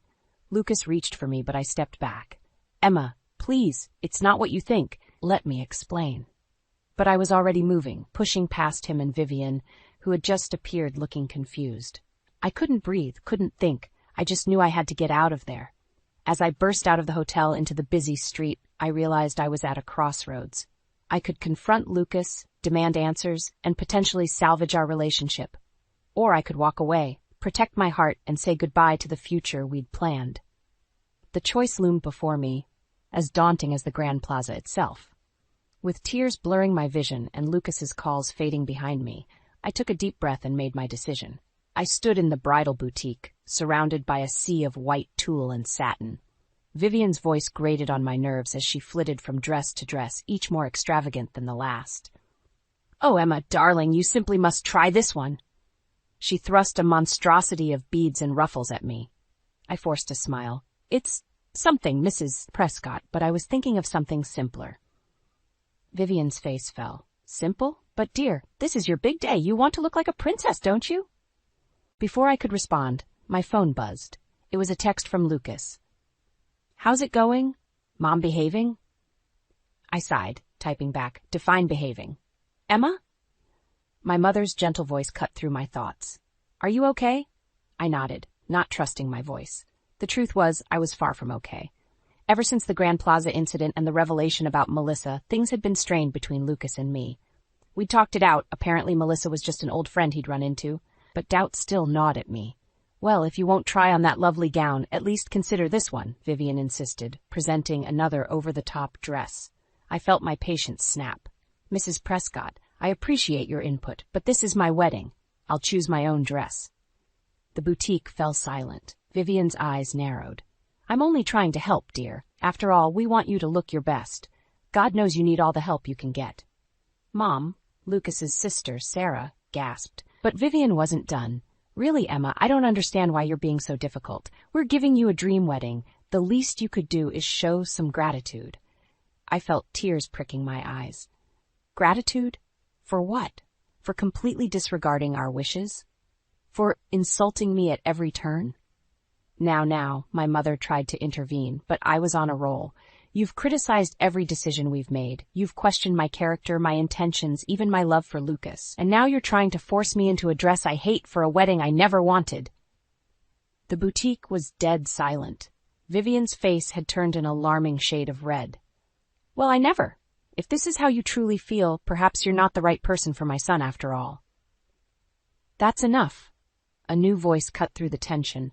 I turned to see my best friend Lily standing in the doorway. "Emma, your dad called me. He was worried things might get out of hand." I felt a wave of relief wash over me.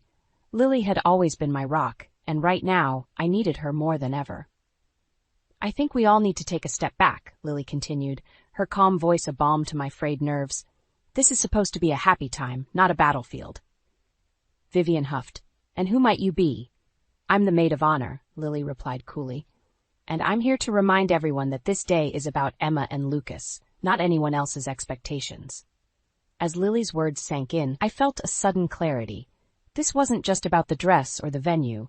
It was about standing up for myself and the life Lucas and I wanted to build together.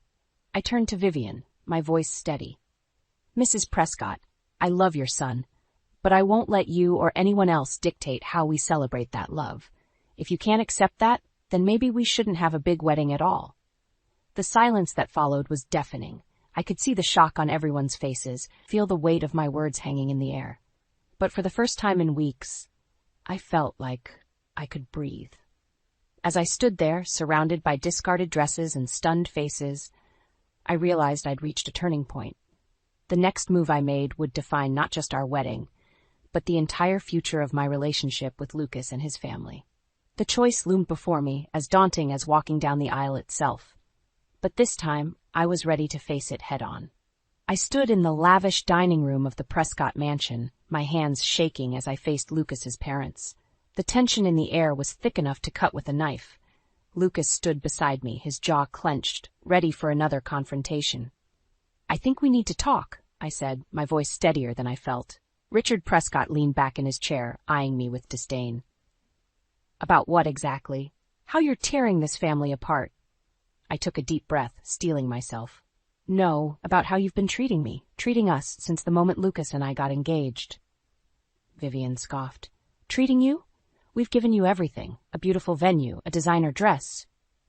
"None of which we asked for," I interrupted, my patience finally snapping. "You've steamrolled over every decision we've made, criticized every choice, and for what? To prove I'm not good enough for your son?" Richard stood up, his face flushed with anger. Now listen here, young lady. You have no idea what it means to be a part of this family. The responsibilities, the expectations. And you have no idea who I am. I shot back, my voice rising. You've never bothered to get to know me, to understand what I bring to this relationship. Lucas stepped forward, placing a hand on my shoulder. Mom, Dad, Emma's right. You've been unfair to her from the start. Richard's eyes narrowed. Unfair? We're trying to protect you, son. This girl, he gestured dismissively at me, she's not of our world. She can't possibly understand or contribute to the life you're meant to lead. Something inside me snapped. The weeks of criticism, the constant belittling, it all came to a head in that moment. You want to know what I can contribute? Fine, let me enlighten you. I pulled out my phone, my fingers flying over the screen. You remember my friend Audrey? The one you dismissed as probably being some wannabe actress? I held up the phone, showing them a photo of me with a stunningly beautiful woman on a red carpet. Their eyes widened in recognition. That's Audrey Lawrence, Vivian stammered. The Oscar-winning actress? I nodded, a grim satisfaction settling over me. My best friend since childhood. And you see this man here? I swiped to another photo, this one of me with an older, distinguished-looking gentleman. That's Congressman Richard Thompson, Audrey's father and my godfather. The room fell silent. Lucas stared at me, shock evident on his face. I'd never told him about my connections, never wanting to be valued for who I knew rather than who I was. Richard sank back into his chair, his face pale. I had no idea. Of course you didn't, I said, my voice cold. You never bothered to ask. You were too busy assuming I was some gold digger after your son's money. Vivian's hand flew to her mouth. Oh my God, we've made a terrible mistake. I felt tears pricking at my eyes, but I blinked them back. Yes, you have, but not because of who my friends are. Your mistake was in judging me without ever giving me a chance. Lucas took my hand, squeezing it gently. Emma, why didn't you tell me? I turned to him, my heart aching. Because I wanted you to love me, not for my connections, and I wanted your parents to accept me for who I am, not who I know. The room fell silent again, the weight of my words hanging heavy in the air. Richard and Vivian exchanged glances, their faces a mix of shock and shame. As I stood there, surrounded by the opulence of the Prescott home, I realized we'd reached a crossroads. The truth was out. The power dynamic shifted. But would it be enough to heal the rift between us, or had too much damage already been done? The choice loomed before us all, as daunting as the future we'd once envisioned together. And as I looked at Lucas, seeing the conflict in his eyes, I wondered if our love could survive this final test. The silence in the Prescott mansion was deafening. I stood there, my revelation hanging in the air like a thick fog. Lucas's parents, Richard and Vivian, stared at me with a mixture of shock and disbelief. Richard was the first to break the silence. Emma, we had no idea. I felt a surge of anger. Of course you didn't. You were too busy judging me to actually get to know me. Vivian stepped forward, her face pale. We've made a terrible mistake. Please, let us make it right. Before I could respond, Lucas spoke up. Make it right? How, Mom? You've spent months tearing Emma down, and now you want to just, what? Pretend it never happened? I squeezed Lucas's hand, grateful for his support. But the tension in the room was palpable, and I knew we were balancing on a knife's edge. Suddenly, Richard stood up and left the room without a word. We all exchanged confused glances, the silence growing more uncomfortable by the second. When he returned, he was carrying a checkbook. Emma, Lucas, please accept this as a token of our apology and our blessing for your wedding. He scribbled something and held out a check. My jaw dropped when I saw the amount. It was more money than I'd ever seen in my life. Mr. Prescott, we can't accept this, I stammered. Lucas nodded in agreement. Dad, throwing money at the problem isn't going to fix anything. Richard's face fell. But we want to help. We want to give you the wedding you deserve. I felt a surge of frustration. The wedding we deserve? You mean the wedding you think we should have? This isn't about the money, Mr. Prescott. It's about respect. It's about accepting us and our choices. Vivian stepped in, her voice pleading. We do respect you, Emma. We see that now. Please, let us make amends. I looked at Lucas, seeing the conflict in his eyes. I knew he wanted peace with his parents, but at what cost? I think, I said slowly, that we need some time to think about this. Lucas nodded, relief evident on his face. Emma's right. This is a lot to process. As we turned to leave, Richard called out, "Wait, there's something else." We paused, and I felt a sense of dread wash over me. "What now?" Richard took a deep breath. We've already started making arrangements for the wedding at the Grand Plaza." I felt like I'd been punched in the gut. "What? After everything we've said, you still went behind our backs?" Vivian jumped in, her voice frantic. We thought you'd come around. We wanted to surprise you with the perfect wedding." Lucas exploded. "The perfect wedding? This isn't about what you want. It's our wedding. Our life." I felt tears pricking at my eyes. All the progress we'd made, all the honesty.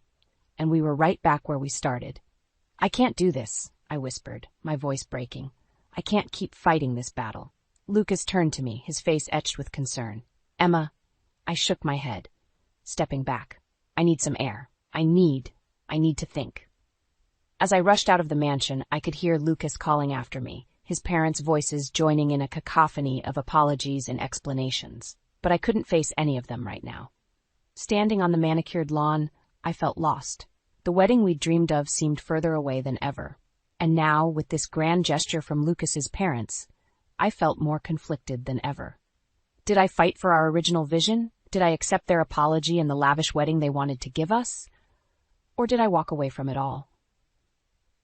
As the sun set over the Prescott estate, I realized I was at a crossroads. The choice I made now would define not just our wedding, but the entire future of my relationship with Lucas and his family. The weight of the decision pressed down on me, as heavy as the engagement ring on my finger. And for the first time since Lucas proposed, I wondered if I was making the right choice at all. I stood before the ornate mirror in the bridal suite of the Grand Plaza, barely recognizing the woman staring back at me. The dress was exquisite, the hair and makeup flawless. Everything was perfect, just as Lucas's parents had wanted. But as I gazed at my reflection, I felt a knot tightening in my stomach. A soft knock at the door broke my reverie. "Emma, it's time," my mother's gentle voice called. Taking a deep breath, I opened the door. My parents stood there, beaming with pride. Behind them, I caught a glimpse of Audrey and Congressman Richard, their presence a reminder of the tumultuous journey that had led us here. As we made our way to the grand ballroom, I felt a surge of conflicting emotions. The lavish decorations, the string quartet, the sea of unfamiliar faces, it was all so far from the intimate ceremony Lucas and I had originally envisioned.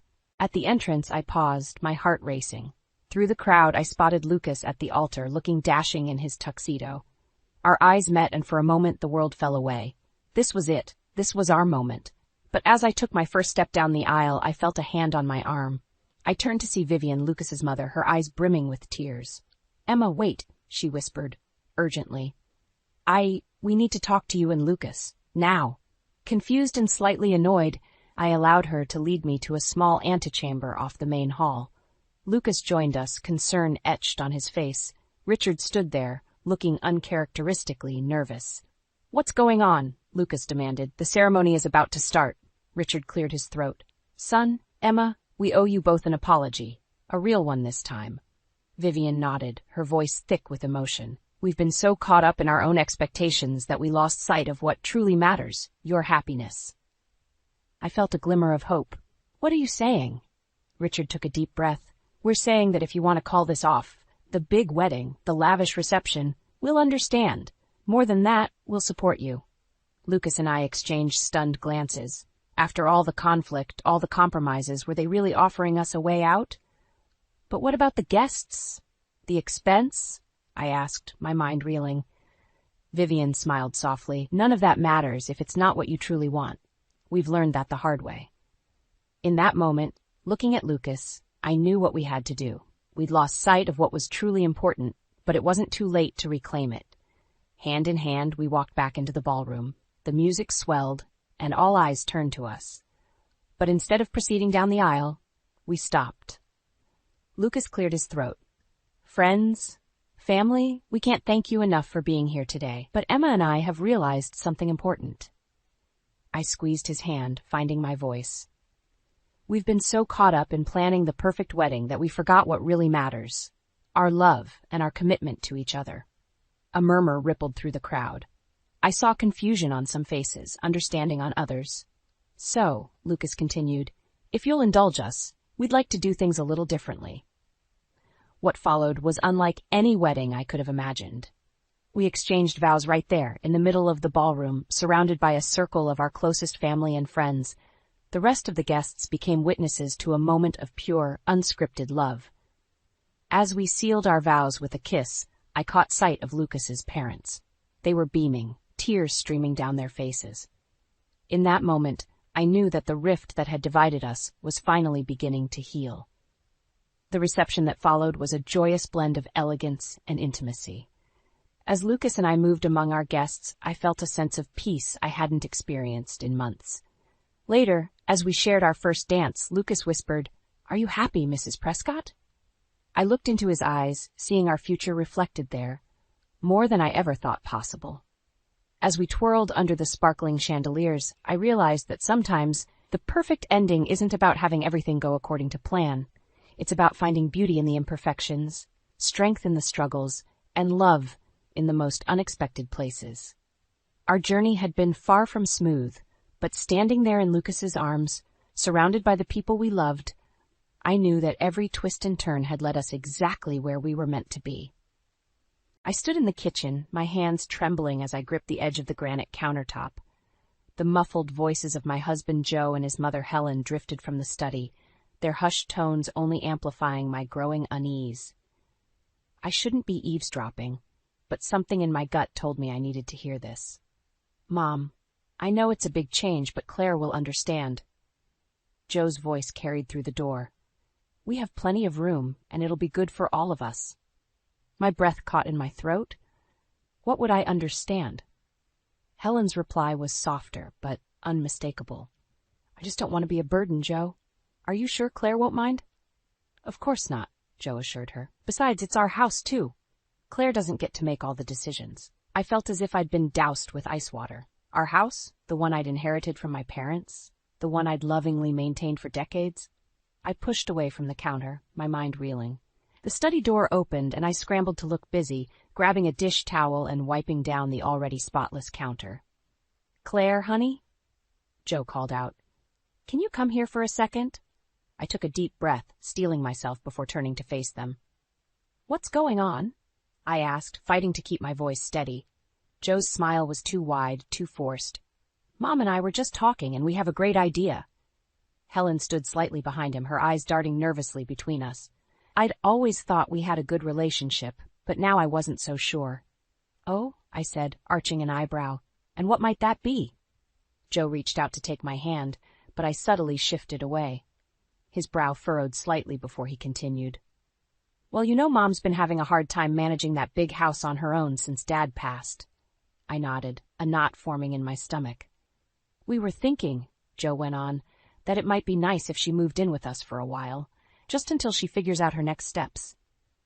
The room seemed to tilt on its axis. I gripped the back of a chair to steady myself. "Move in?"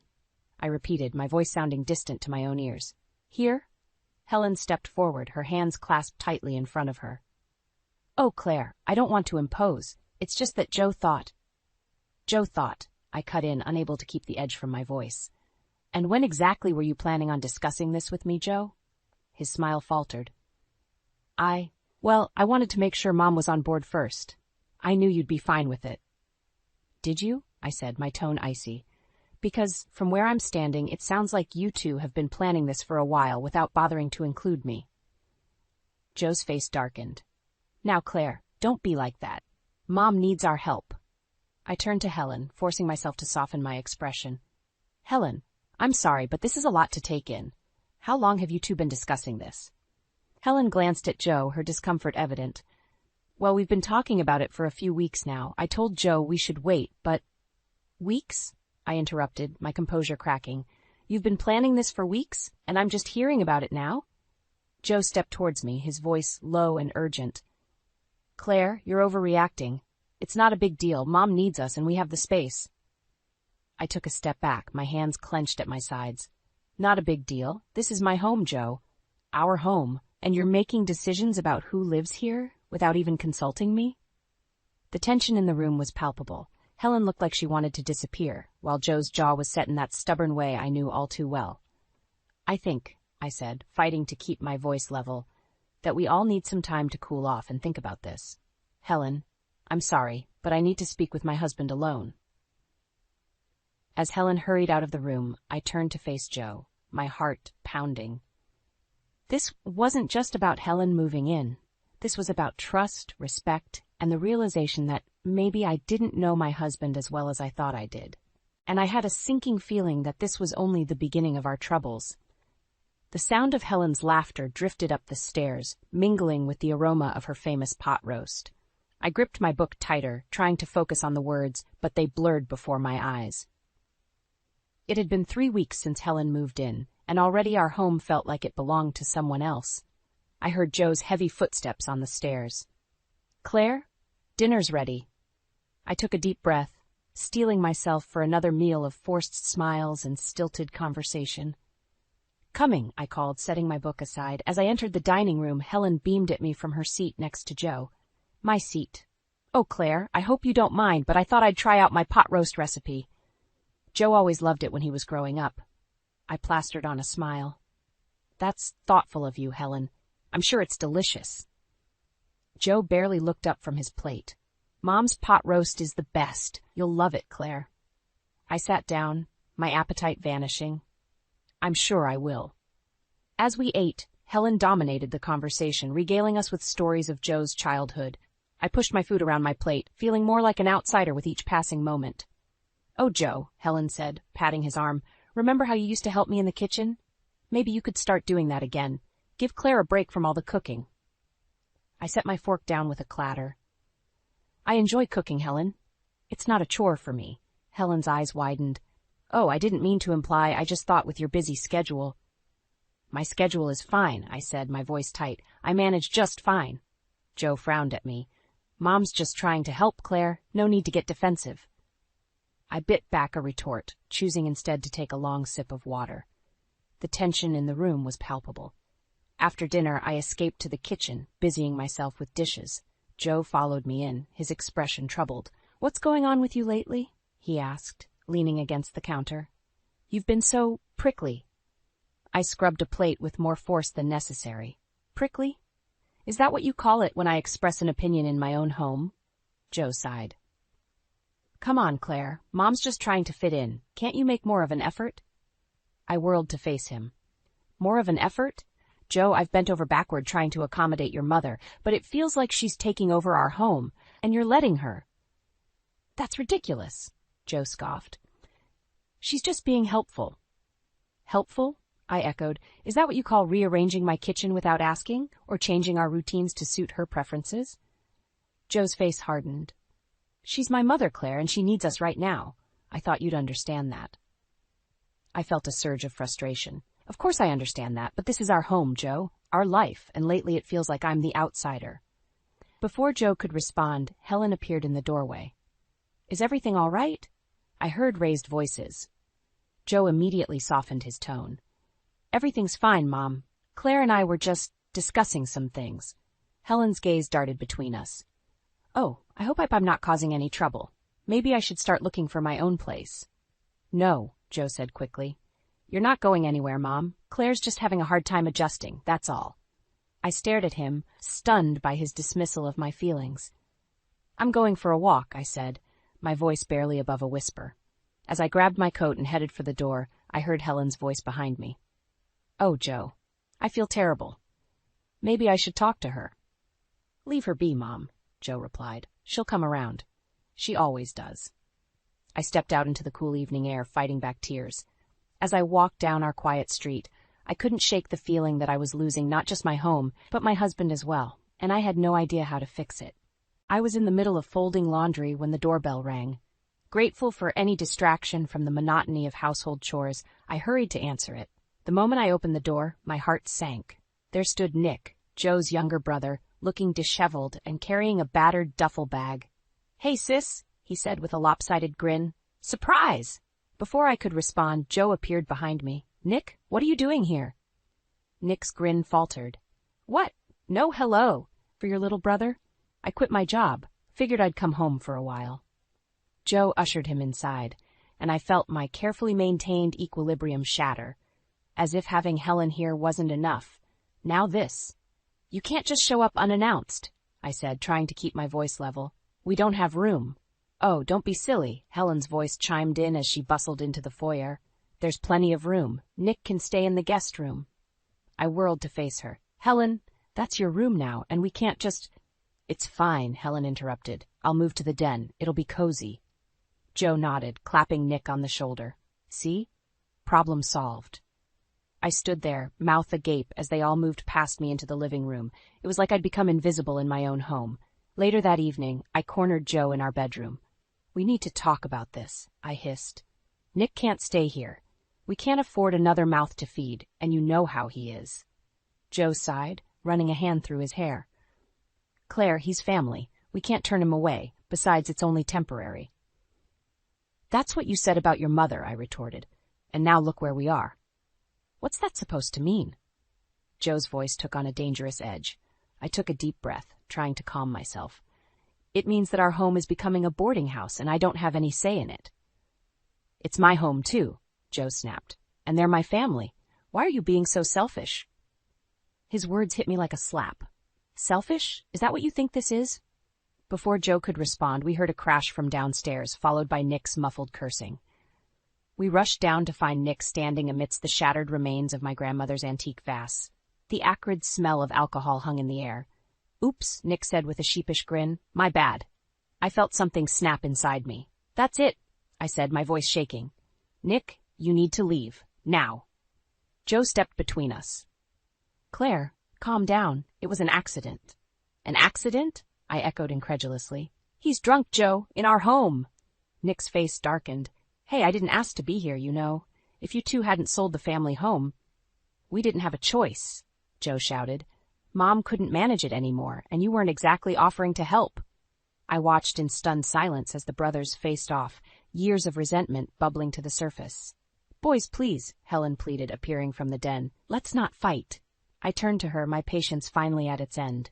This is your fault, I said, my voice low and dangerous. You've turned this house upside down since you arrived, and now this. Helen's eyes widened in shock. Claire, I never meant... Save it, I cut her off. I turned to Joe, who was staring at me with a mixture of anger and disbelief. I want them both out. Now. Joe's jaw clenched. You don't get to make that decision on your own. Don't I challenged. This is my house, Joe. The one I inherited from my parents, and I'm telling you I want them out. The room fell silent, the tension thick enough to cut with a knife. Joe looked from me to his mother and brother, his face a mask of conflicting emotions. If they go, he said slowly, I go with them. His words hung in the air between us, a line drawn in the sand. As I stood there, surrounded by the wreckage of my grandmother's vase and the family I thought I knew, I realized that everything had changed, and there was no going back. The days following Nick's arrival blurred together in a haze of tension and barely contained anger. I felt like a stranger in my own home, tiptoeing around Nick's mood swings and Joe's growing resentment. Helen, for her part, seemed determined to play peacemaker, which only grated on my nerves further. One morning I came downstairs to find Nick sprawled on the couch, empty beer cans littering the coffee table. The clock read 10:30 a.m. Nick, I said, trying to keep my voice level, don't you think it's time to start looking for a job? He cracked open one eye, regarding me with disdain. What are you, my mother? I took a deep breath, counting to 10 in my head. No, but I am the one whose home you're living in. For free, I might add. Nick sat up, his eyes narrowing. Oh, that's rich. You think this is your home? This was our family's house long before you came along, sweetheart. Actually, I said, my patience wearing thin, this house belonged to my parents. Joe and I moved in after they passed. Nick's face twisted into an ugly sneer. Well, aren't you Little Miss Perfect? Bet you think you're better than us, don't you? Before I could respond, Joe walked in. What's going on here? Your wife, Nick spat, is trying to kick me out. Joe turned to me, his expression hardening. Claire, we talked about this. Nick stays. I felt a surge of frustration. Joe, he's drinking all day, making a mess, and refusing to look for work. How long are we supposed to put up with this? He's family, Joe said, as if that explained everything. And what am I? I shot back. Because lately it feels like I'm just the maid and ATM for your family. Joe's face flushed with anger. That's not fair, Claire. You know how important family is to me. I thought I was your family too, I said, my voice barely above a whisper. The room fell silent, the weight of unspoken words hanging heavy between us. Nick looked from Joe to me, a smirk playing at the corners of his mouth. Trouble in paradise? He taunted. I whirled on him. You, out, now. Joe stepped between us. Claire, stop it. You're overreacting. Overreacting? I echoed, incredulous. Your brother is a drunk who's taking advantage of us, and you're letting him. Don't talk about my brother like that, Joe growled. I threw my hands up in exasperation. Fine. If you won't do something about this, I will. I stormed out of the room, my mind racing. I needed to get out of the house to clear my head. As I grabbed my keys, Helen appeared in the hallway. Claire, dear, she said, her voice syrupy sweet, why don't we sit down and talk about this? I'm sure we can work something out. I turned to her, my patience finally snapping. No, Helen. We can't work something out. This is my home, and I'm tired of being treated like an outsider in it. Helen's face fell. Oh, Claire, we're just trying to be a family. Why can't you understand that? Family? I laughed bitterly. Is that what you call this? Because from where I'm standing, it looks like you and Nick are tearing my marriage apart. Helen's eyes widened in shock. Now that's not fair. Joe loves you. Does he? I interrupted. Because lately it feels like he loves you and Nick more than he ever loved me. I pushed past her, ignoring her protests as I headed for the door. As I reached for the handle, Joe's voice called out behind me. Claire, where are you going? I turned to face him, seeing the confusion and anger in his eyes. In that moment, I realized I had a choice to make. I could stay and continue to be pushed aside, or I could stand up for myself, even if it meant risking everything. I'm leaving, Joe, I said, my voice steady despite the turmoil inside me. And when I come back, I expect Nick to be gone. If he's not... I took a deep breath, steeling myself for what I was about to say. If he's not, then maybe I shouldn't come back at all. With that, I walked out the door, leaving a stunned silence in my wake. As I got into my car, I caught a glimpse of Joe's face in the window. The look of shock and betrayal I saw there made my heart ache, but I knew I had to stand my ground. It was time to fight for my home, my marriage, and myself. I returned home late that evening, my emotions a tangled mess of anger, hurt, and determination.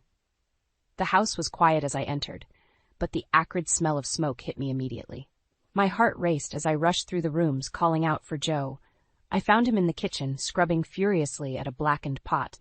The window was wide open, and a fan was whirring at full speed. What happened? I demanded, my voice tight with fear and anger. Joe jumped, turning to face me with guilty eyes. Claire, you're back. It's nothing. Just a little cooking accident. But I could see the scorch marks on the wall behind the stove, the melted plastic of the nearby utensils. This was no small accident. Where's Nick?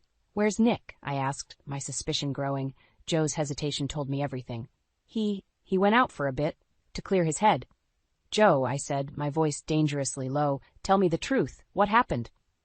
He sighed, shoulders slumping. Nick was trying to cook something. He'd been drinking and, well, he fell asleep. The pot caught fire. But it's okay. We put it out before it spread. I felt the blood drain from my face. You put it out? Who's we? Mom and I, Joe admitted. We were upstairs when we smelled the smoke. The realization hit me like a punch to the gut. They'd known. They'd all known, and they'd tried to hide it from me. When did this happen? I asked, my voice barely above a whisper. Joe couldn't meet my eyes. This afternoon, right after you left. I stumbled back, gripping the counter for support. You've been cleaning up all day, trying to hide this from me? We didn't want to worry you, Helen's voice came from behind me. I turned to see her standing in the doorway, her face a mask of concern. Joe thought it best if we handled it ourselves. Handled it? I repeated, incredulous. Nick could have burned our house down. He could have killed you both. But he didn't, Joe interjected. It was an accident, Claire. These things happen. I stared at him, unable to believe what I was hearing. These things happen. Joe, your brother is out of control. He's dangerous, and you're enabling him. That's not fair, Helen cut in. Nick is going through a difficult time. He needs our support, not judgment. I whirled on her. And what about me, Helen? What about what I need? This is my home, and I don't feel safe here anymore. The front door slammed, and Nick's voice called out, slurred and jovial, "Hey, family, who's ready for round 2? Something inside me snapped. I stormed past Helen and Joe, marching into the living room where Nick was sprawled on the couch, a fresh beer in hand. "You," I said, my voice shaking with rage, "you need to leave. Now." Nick looked up at me, his eyes unfocused. "Aw, come on, sis, don't be like that. I'm not your sister," I spat, "and this isn't your home. You almost burned it down today, and I want you out." Joe appeared beside me, his face pale. "Claire, please, let's talk about this." "No," I said, my resolve hardening. "I'm done talking. Either Nick leaves, or I do." The room fell silent, the tension palpable. Nick staggered to his feet, his face twisting into a sneer. "You can't kick me out," he slurred. "This is my family's house. You're just the interloper." I felt something break inside me. Years of frustration, of feeling like an outsider in my own home, came rushing to the surface. "This is my house," I said, my voice low and dangerous. "The house my parents left to me. And I want you out. All of you." Joe's face crumpled. "Claire, you don't mean that. We're family." I looked at him, really looked at him, and saw a stranger. The man I'd married, the one who'd promised to stand by me, was gone. "No, Joe," I said, my voice barely above a whisper. "We're not family. Not anymore." I turned and walked out of the room, my decision made. As I climbed the stairs to pack a bag, I heard the muffled voices of Joe and Helen trying to calm Nick down. But I was beyond caring. It was time to take back control of my life, even if it meant leaving behind everything I thought I knew. I stood on the sidewalk, staring at my own front door in disbelief. The lock had been changed. I jiggled the handle again, hoping against hope that it was just stuck, but the cold metal remained unyielding under my grip. "Joe," I called out, my voice cracking. "Joe, open the door." Silence greeted me. I pounded on the door, my frustration mounting. "Helen? Nick? Someone open this door right now." A curtain twitched in the living room window, and I caught a glimpse of Helen's face before she quickly disappeared from view. My blood boiled. "I know you're in there," I shouted. "This is my house. You can't lock me out." Suddenly, the door swung open, revealing Joe. His face was a mask of forced calm, but I could see the tension in his jaw, the guilt in his eyes. "Claire," he said, his voice low and controlled, "I think you need some time to cool off." I gaped at him, unable to believe what I was hearing. "Cool off? You locked me out of my own home," Joe sighed, running a hand through his hair. "It's for the best, Claire. You're not thinking clearly. You threatened to kick us all out, remember? Because Nick almost burned the house down," I retorted, my voice rising. "And you all tried to hide it from me." "It was an accident," Joe insisted. "And you're overreacting. We're family, Claire. We need to stick together." I felt a hysterical laugh bubble up in my throat. "Family? Is that what you call this? Because from where I'm standing, it looks like you've chosen your mother and brother over your wife." Joe's face hardened. "That's not fair. I'm trying to keep everyone together." "At what cost, Joe?" I asked, my voice breaking. "At the cost of our marriage? Of my sanity?" Before Joe could respond, Nick appeared behind him, beer in hand. "What's the problem?" he slurred. "Can't the little woman take a joke?" I saw red. "You," I snarled, lunging forward. Joe caught me, holding me back as I struggled against him. "You're the problem, Nick. You're destroying everything." "Claire, stop it," Joe shouted, Joe the Bat pushing me back onto the porch.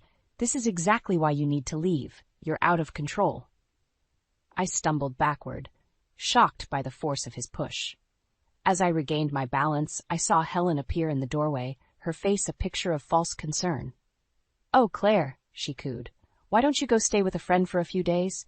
Give everyone a chance to calm down." The patronizing tone in her voice was the final straw. I straightened up, my voice deadly calm as I addressed Joe. "If you don't let me in right now, I'm calling the police." Joe's eyes widened in alarm. "You wouldn't." "Try me," I challenged. For a moment, we stood there in a tense standoff. Then, to my horror, Joe slowly shook his head. "I'm sorry, Claire, but this is for your own good. For all of our good." And with that, he closed the door in my face. I heard the lock click into place, final and damning. I stood there, stunned as the reality of the situation crashed over me. I was locked out of my own home, betrayed by the man I had loved and trusted for decades. With shaking hands, I pulled out my phone and dialed a number I hadn't called in years. "Mom?" I said when she answered, my voice breaking. "I need help." As I walked away from the house that was no longer my home, I felt a strange mix of despair and determination. This wasn't over. Not by a long shot. Joe and his family had no idea what they'd just unleashed. I may have lost my home for now, but I was far from defeated. It was time to fight back, and I knew exactly where to start. I sat across from my lawyer, Sarah, my hands clutching a manila folder filled with documents. The past week had been a whirlwind of emotions and revelations, but now I felt a steely resolve settling over me. "Are you sure about this, Claire?" Sarah asked, her eyes searching mine. "Once we file these papers, there's no going back." I took a deep breath, steadying myself. "I'm sure.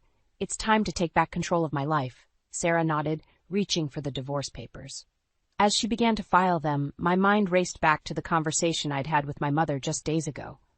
"Claire," she'd said, her voice filled with a strength I'd forgotten she possessed, "you're not the first woman to face this kind of betrayal, and you won't be the last. But you have something many others don't.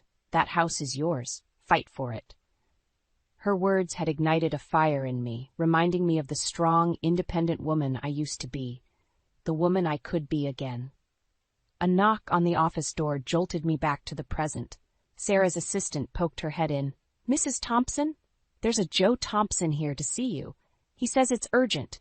My heart raced as Joe burst into the room, his face a mix of anger and desperation. "Claire, what are you doing? Divorce papers. This is insane." I stood facing him squarely. "No, Joe, what's insane is locking your wife out of her own home. What's insane is choosing your alcoholic brother over your marriage." Joe's face crumpled. "I never chose Nick over you. I was trying to help everyone. By betraying me?" I shot back. "By hiding things from me?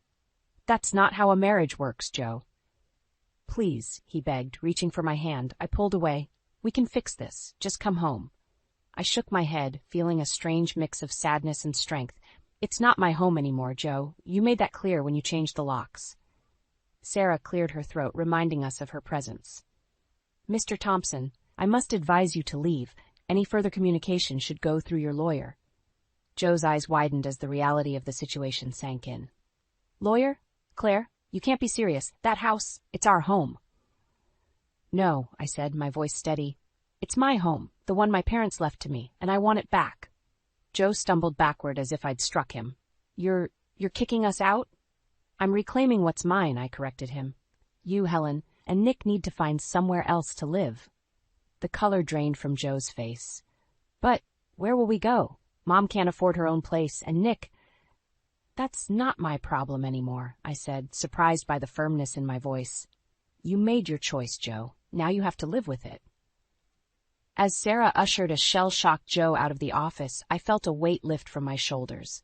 For the first time in months, I could breathe freely, but my relief was short-lived.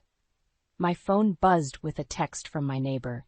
"Claire, there's a moving truck at your house. Helen and Nick are loading things into it. You need to get here now." My heart raced as I showed the message to Sarah. "What do I do?" I asked, panic rising in my throat. Sarah's eyes hardened with determination. "We fight. I'll call the police. You get to that house and stop them from taking anything that isn't theirs." As I rushed out of the office, my mind whirled with possibilities. What if I was too late? What if they'd already taken everything? What if Joe had sold or destroyed my belongings out of spite? I gripped the steering wheel tightly as I sped towards my house, towards the confrontation that would determine the course of my future. This was it, the moment of truth. Everything I had worked for, everything I had built, hung in the balance. As I turned onto my street and saw the moving truck in my driveway, a surge of adrenaline coursed through me. This was war, and I was ready to fight. I stood in the doorway of my newly reclaimed home, surveying the empty rooms with a mixture of relief and melancholy. The last 6 months had been a whirlwind of legal battles, emotional confrontations, and painful goodbyes. But here I was, finally alone in the house that had been the center of so much turmoil. The day I'd arrived to find Helen and Nick loading the moving truck had been the turning point. With Sarah's legal backing and the police's intervention, we'd managed to stop them from taking anything that wasn't rightfully theirs. Joe had shown up, his face a mask of disbelief and anger, but it was too late. The truth about the house's ownership had come to light, and they had no choice but to leave. Now, as I walked through the quiet rooms, memories flooded back. both good and bad. I paused in the kitchen, remembering the countless meals I'd prepared for Joe, the laughter we'd shared, the dreams we'd built. But those memories were tainted now by the betrayal and lies that had torn us apart. A knock at the door startled me from my reverie. I opened it to find my neighbor, Martha, holding a casserole dish. "Thought you might need some company and a hot meal," she said with a warm smile. As we sat at my kitchen table, Martha filled me in on the neighborhood gossip. Apparently, Helen and Nick had moved in with a distant cousin, while Joe had rented a small apartment across town.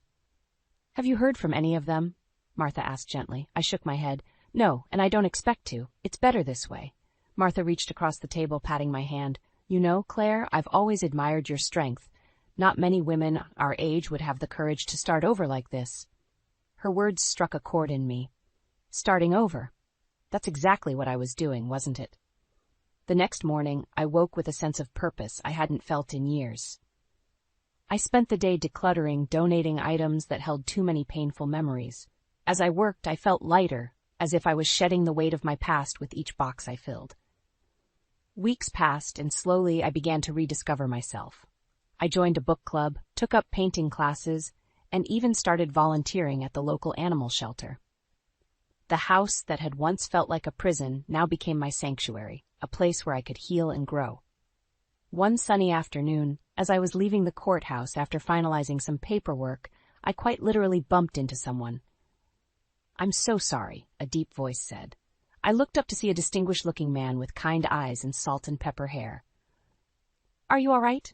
"I'm fine," I assured him, feeling a flutter in my chest that I hadn't experienced in years. He introduced himself as David, a recently retired judge. We got to talking, and before I knew it, we were sharing coffee at a nearby cafe. As David regaled me with stories from his years on the bench, I found myself laughing genuinely for the first time in months. When he asked if I'd like to have dinner sometime, I surprised myself by saying yes. That evening, as I stood in front of my mirror getting ready for my date, I hardly recognized the woman staring back at me. Gone was the defeated, worn-down version of myself that had existed just months ago. In her place stood a woman with a sparkle in her eye and hope in her heart. I thought back to the day Joe had locked me out of our home, how lost and betrayed I had felt. If someone had told me then that I'd be where I am now, divorced, yes, but stronger, happier, and on the cusp of a new adventure, I wouldn't have believed them. As I grabbed my purse and headed out the door, I paused for a moment, looking back at the house that had seen so much drama and pain. But now, it was filled with possibility and promise.